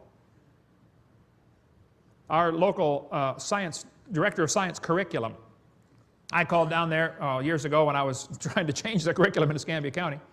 She was a raving evolutionist. She said, Mr. Hovind, you are the only person who calls in here and complains about the evolution in the textbooks. I'm glad, because that means there's only one nut job she has to contend with instead of thousands of them. I thought, where's everybody else? There's 128 Baptist churches in Escambia County, Florida. What are they doing? Well, that seems like 127 too many. We're supposed to use our influence, man. People say Christians shouldn't get in politics. Oh yeah, tell that to King David or King Solomon, okay? You should teach the truth about creation. They weren't Christian, Kent. Even I know that. David and Solomon weren't Christian, bro. One of the greatest ministries available today, I think, is a creation ministry. Find something to do. People will sit and listen to a tape about dinosaurs or creation that will never come to church for any other reason. Won't they, brother? If you get into it now? Awesome. There's two great sermons in the book of Acts. Acts chapter 2, Peter preached, you know, on the day of Pentecost, and he quoted scripture after scripture after scripture. He's talking to Jews. That's the way you talk to them. They want to be reasoned with from the scriptures. Acts 17, they go to... Wow. Wow, Kent. I'm gonna back up, and I just want you to hear the way he phrased that. That's the way you talk to them. They want to be reasoned with from the scriptures. That's the way you talk to them. Wow, Kent. You couldn't have thought of a better way to say that? Just a subtly better way? I mean, I know this was 2005 and was still in vogue to kind of be a douche. You know, the edge of the 90s still hadn't quite worn away. But damn, dude. Damn. Just don't hide the way you really feel about stuff. Acts 17, they go to Mars Hill. He's talking to a bunch of heathen that don't know anything about Scripture and don't care. Paul didn't quote one Scripture in that whole sermon, Acts 17. He said, I want to talk to you about the unknown God, the creator of the universe. God that made the Yeah, Bob Saget. heavens. He used creation to win them. Number 9, don't get distracted. It's so easy in this world, especially in America, to get distracted. How many have ever seen these little mobiles you put over the crib? You wind it up and the kid lays there and goes, ah. It's so easy to get distracted. Do you know the average American watches 1,500 hours of TV a year? Those are rookie numbers. We gotta up those numbers. That's enough time to read your Bible 22 times. Why? People want to be entertained, not bored to death. I don't think you have to read your Bible all the time, but I mean, you ought to read it some, you know. I read it enough to find all the shitty parts. Which is pretty easy to do. You just open a page and you probably got a part that sucks. Speaking of watching TV, Psalmist said, I will set no wicked thing before mine eyes. Do you put wicked things in front of your eyes? All the time. I got one in front of my eyes right now. Because you're one of the most evil, wicked things I've ever seen in my entire life. What if you made a rule around your house that if you hear a cuss word on TV, you're going to shut it off for 2 hours? Well, that seems pretty stupid. What if you made a rule that said if you see somebody who's not modestly dressed, you're going to shut it off for 2 hours? If you see somebody drinking alcohol, you're going to shut it off for 2 hours. How much would you watch? Well, we could all cancel that cable and we could support 45 more missionaries just out of this room, couldn't we? Bible says, for the transgression of the land, many... LET popping up with an interesting comment. When my insomnia is really bad, I listen to KJV to fall asleep. I couldn't even do that. I couldn't. My brain would be firing too much. I have to have something abstract going on. And by abstract, I mean either some documentary on something slightly more interesting or eclectic audio, like recordings of the old telephone network. I can fall asleep to that all day long. Beautiful stuff. Beautiful. I'll do a piece on that sometime soon, an actual video on my interest in phone tech, older phone tech eventually. But for now, we got to finish this up. And it feels like this ending is dragging on forever. are the princes thereof. You know why we got so many bureaucrats? So many rules and regulations? We're wicked. This is God's judgment. Okay? Oh, yes, the bureaucrats and the laws made by the bureaucrats are God's judgment. Not, the rules of people, which Kent, of course, ignores. So if all these bureaucrats are God's judgment and Kent obeys God, then he should obey the rules set up by these bureaucrats, by these politicians and the like. But he doesn't. So he's disobeying God. Right? I mean, come on, Kent. Be consistent. All this heavy-handed government is God's judgment on our country. We deserve it. Righteousness exalteth a nation, but sin is a reproach to any people. He says this during the middle of the Bush Jr. presidency. Okay. Here's the solution. You want to help save America? It's real simple. Here's the solution. If my people, which are called by my name, shall vote Republican, join the militia, and store up survival foods. Not quite what it says, is it? If my people, which are called... I am in agreement with Regios. Never seen a show where people weren't modestly dressed. They still have their skin on, so that's dressed modestly enough for me. Yep. Called by my name shall humble themselves. Hey, dads, when's the last time your kids saw you humble yourself? Hey, when's the last time you humbled yourself, Kent? Mr. I'm literally Jesus. When's the last time your kids saw you come to the altar and pray for somebody?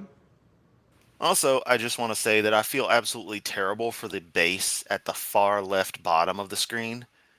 Looks like an okay base. In fact, it may be probably not a Thunderbird, but it could be a Gibson or an Epiphone Thunderbird. Don't care much for that acoustic over there. But the electric bass, I feel bad for it. It's just sitting there. It didn't deserve this fate. I wonder where that guitar is now. When's the last time your kids saw you pray for anything? When's the last... I don't know.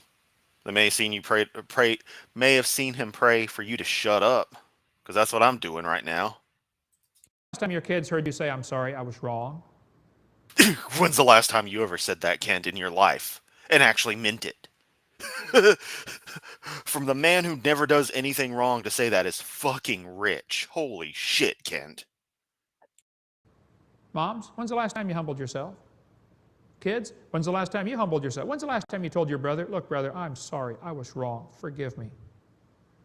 When's the last time? Humble themselves and pray and seek my face and turn off their wicked TVs. Or, no, turn from their wicked ways. Then will I hear from heaven, forgive their sin, and heal their land. Do you want God to straighten out this mess? He'll do it. He's waiting on us. That's pretty stupid. If you're gonna do it, just fucking do it. He fucking did the flood. He didn't give a fuck then. So why the fuck is he waiting now? So stupid. The whole thing, so stupid. We do our part, he will do his part. I like this story. Eliab, David's older brother, David came to deliver the cheese and the raisins and stuff, to the army. Eliab said, what are you doing here? Why'd you come down here? Go back and feed the sheep. And David said, is there not a cause? Brother, that big old Philistine's out there cursing your God. What are you doing back here? Go take his head off. Is there not a cause? Man. Because, that's what you do. Someone's talking smack and you just decapitate them. Grade A, Jesus approved. And yes, I'm doing a thumbs up right now. Little David has come from taking care of the sheep, sees the big old giant and says, somebody ought to shut him up. He's out there cursing the God of Israel. Brothers yelling at him, shut up, brother, go back home, take care of the sheep. We're the soldiers. Is there not a cause? What is your cause? What do you live for? Cause chaos, rock like Amadeus. I don't know. I can't believe I just quoted a Kid Rock song. Fuck me. Oh.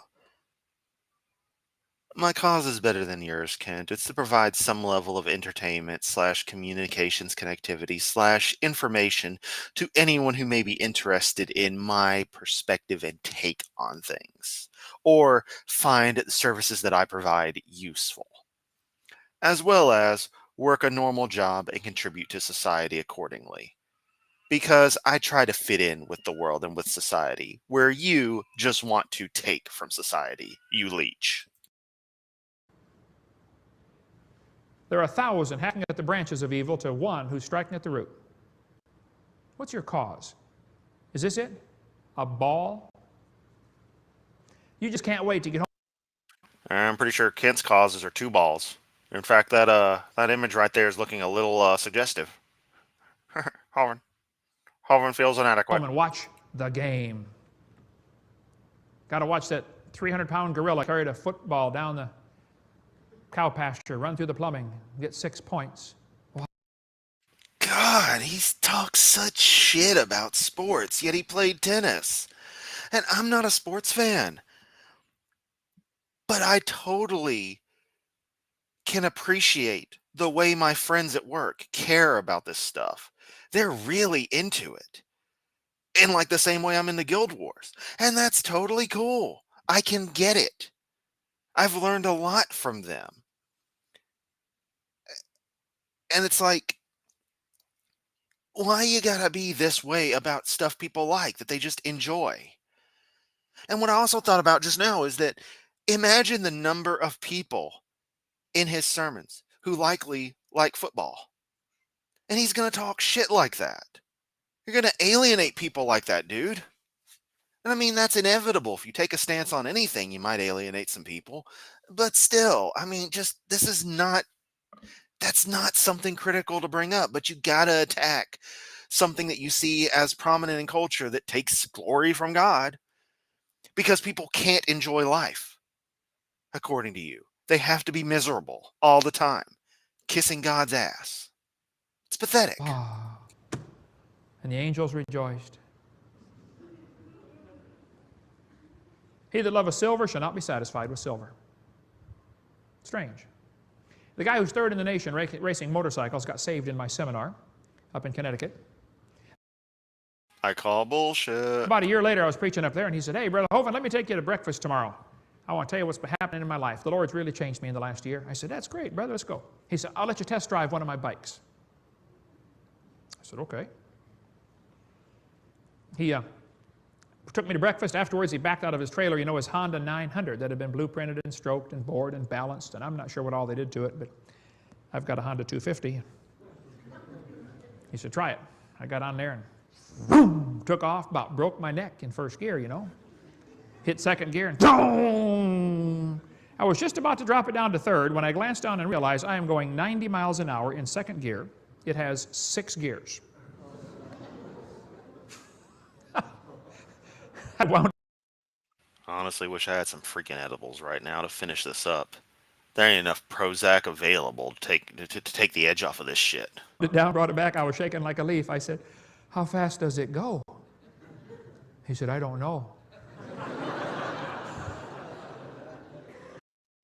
Okay, that was mildly amusing. I would have probably laughed if I hadn't have interjected midway through and I wasn't tired as hell. Let's power through this, baby. We got this. Guess what he wants? He wants a faster bike. People that love speed shall not be satisfied with speed. People that have 80 pairs of shoes in their closet, do you know what they want? More shoes. People that have a big... People that have plenty of money in their bank account, what do they want? More money. People who go to all these churches and get donations for doing these stupid speeches, what does he want to do? And get more donations. Huh. Big house, guess what they want? Bigger house. People that have lots of money, guess what they want? More money. Why does it take us a whole lifetime to figure out things on this earth do not satisfy? Yeah, he wasn't doing no 90 in second gear. They won't. They'll never satisfy. It just won't do it. Hey, did you know if you spend $500, you can buy a nice... Yeah, they probably do honestly have interest outside the Bible, but yeah, they certainly wouldn't bring it up. set of golf clubs. And then if you're willing to practice for thousands and thousands of hours, you have to get the grip just right. This thumb and finger make a V, point that toward the left shoulder, this thumb and finger toward the shoulder. Think fingers laced or not laced, either one will work. Knees slightly bent, shoulders curled, club face perpendicular to the ball. Bend the right elbow first, left elbow shortly thereafter. At about 15 degrees, left elbow bends. Okay? If you are willing to practice for thousands of hours and really dedicate yourself, someday you will be able to knock a ball into a hole in the dirt.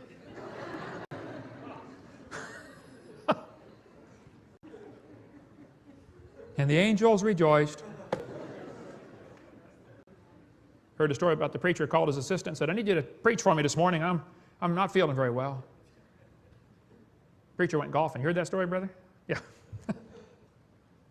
Devil's up there talking to the Lord. And the devil said, hey, Lord, see your preacher out there? He's golfing on Sunday morning. Lord said, yep, I see it. If those two are supposed to be enemies, why are they talking? I know this is just another one of your stupid jokes, but come on, Kent.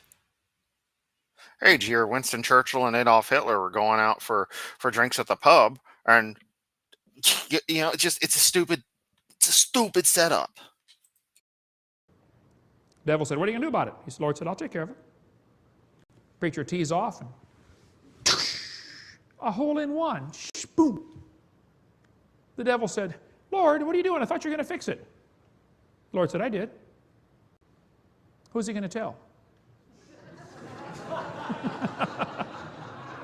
Ooh. I think we ought to quit worrying about the things on this world, folks. They're all going to burn. It's all going to burn. Yes, and there's the nihilistic aspect of everything. If you're risen with Christ, seek those things which are above. Set your affection on things above. Love not the world, neither the things that are in the world. If any man love the world, the love of the Father is not in him.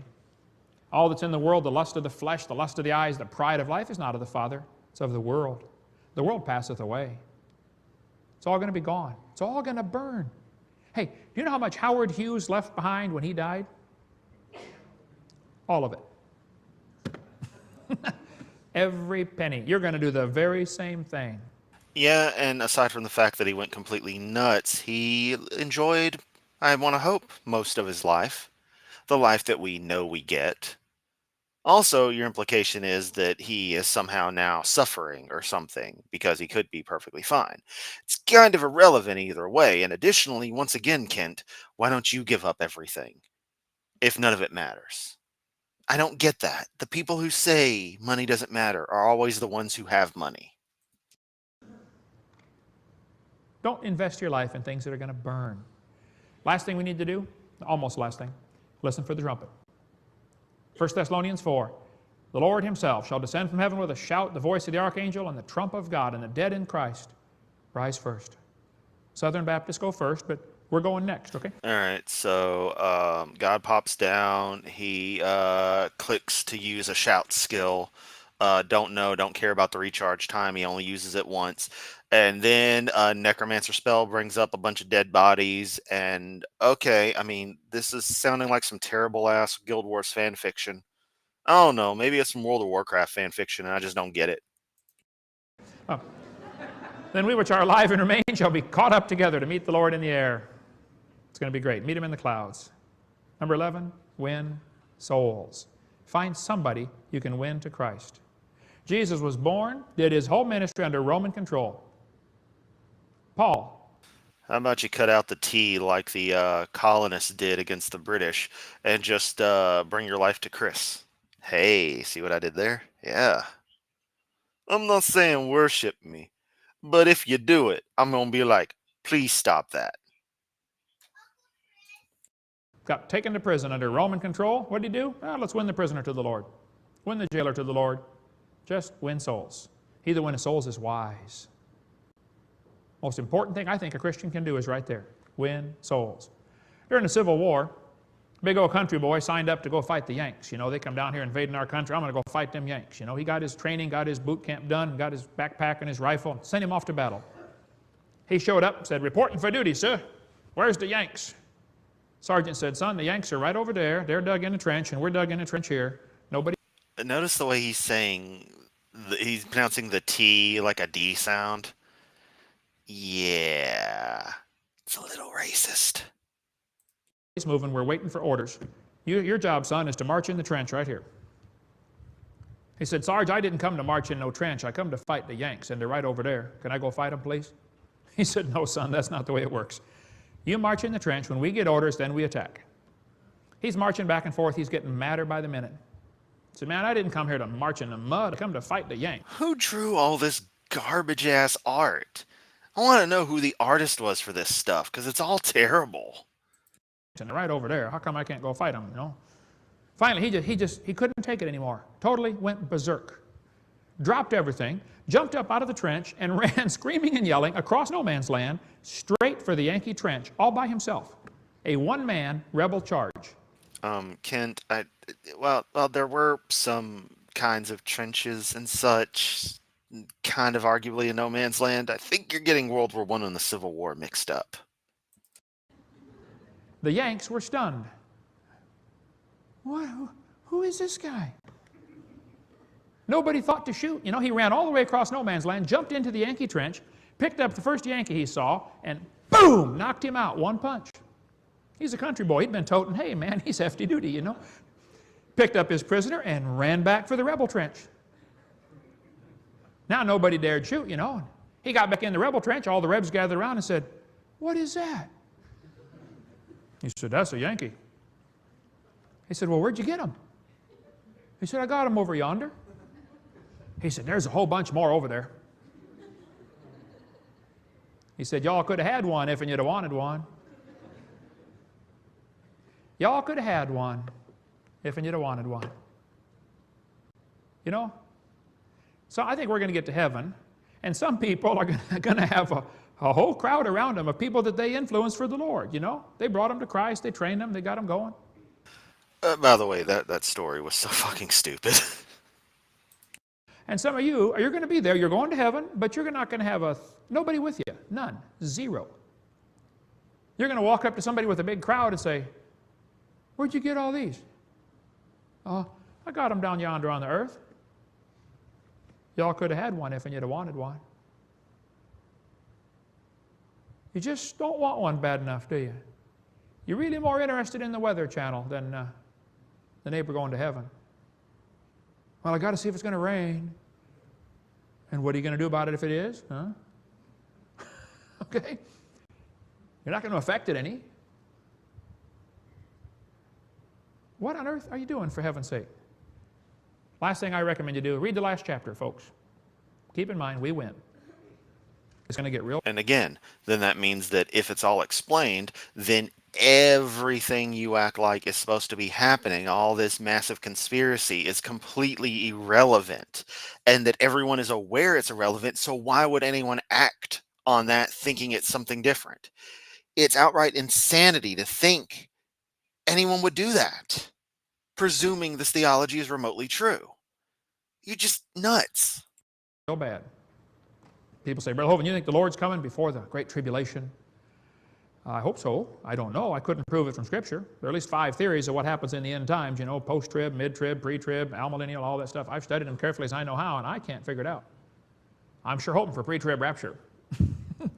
So were the Chinese Christians for the last, 60 years. So were the Russian Christians. So were the Ethiopian Christians and the African Christians over the last 15 years that have been killed by the tens of thousands. I don't know.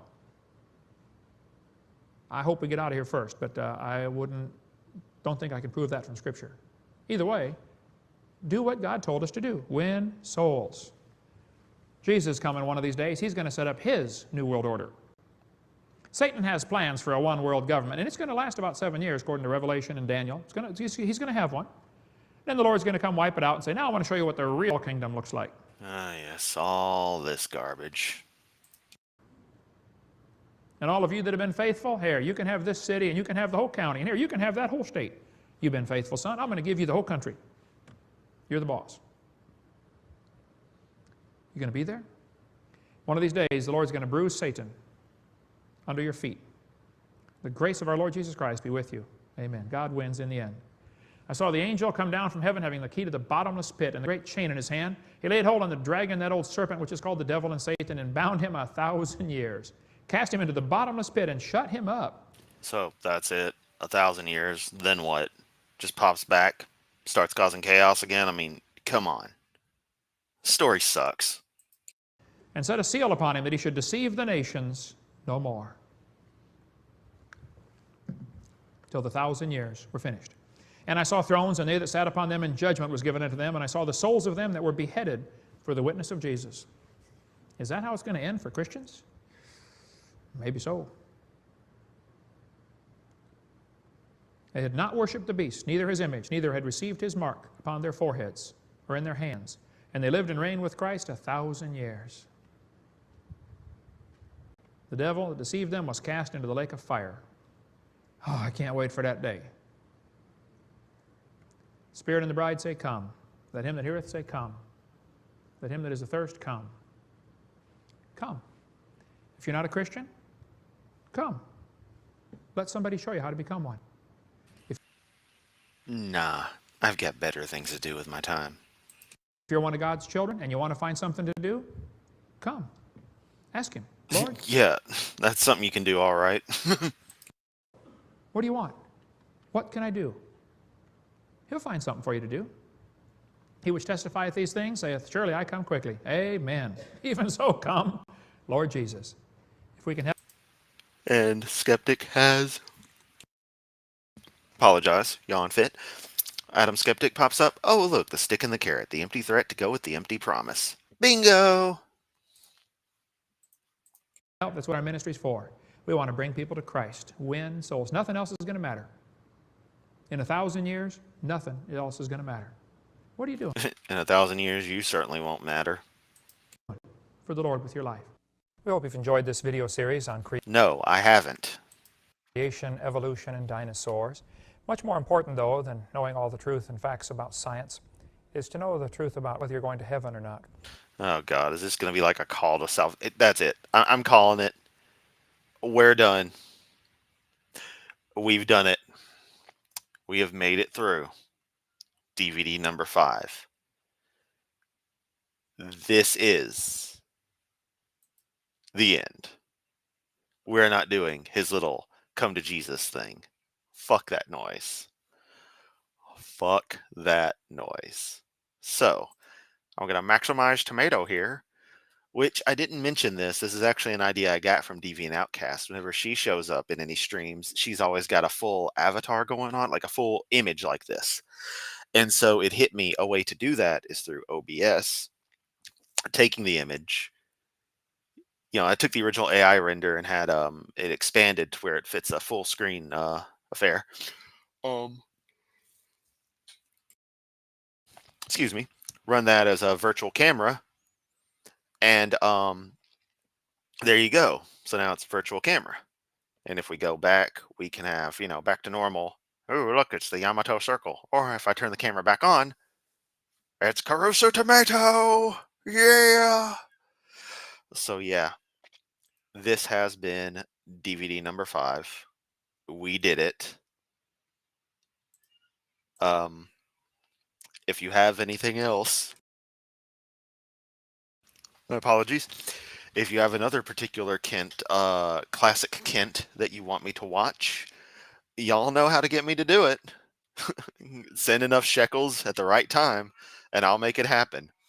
I've got a cat who desperately wants my attention, so I'm gonna go say hey to her.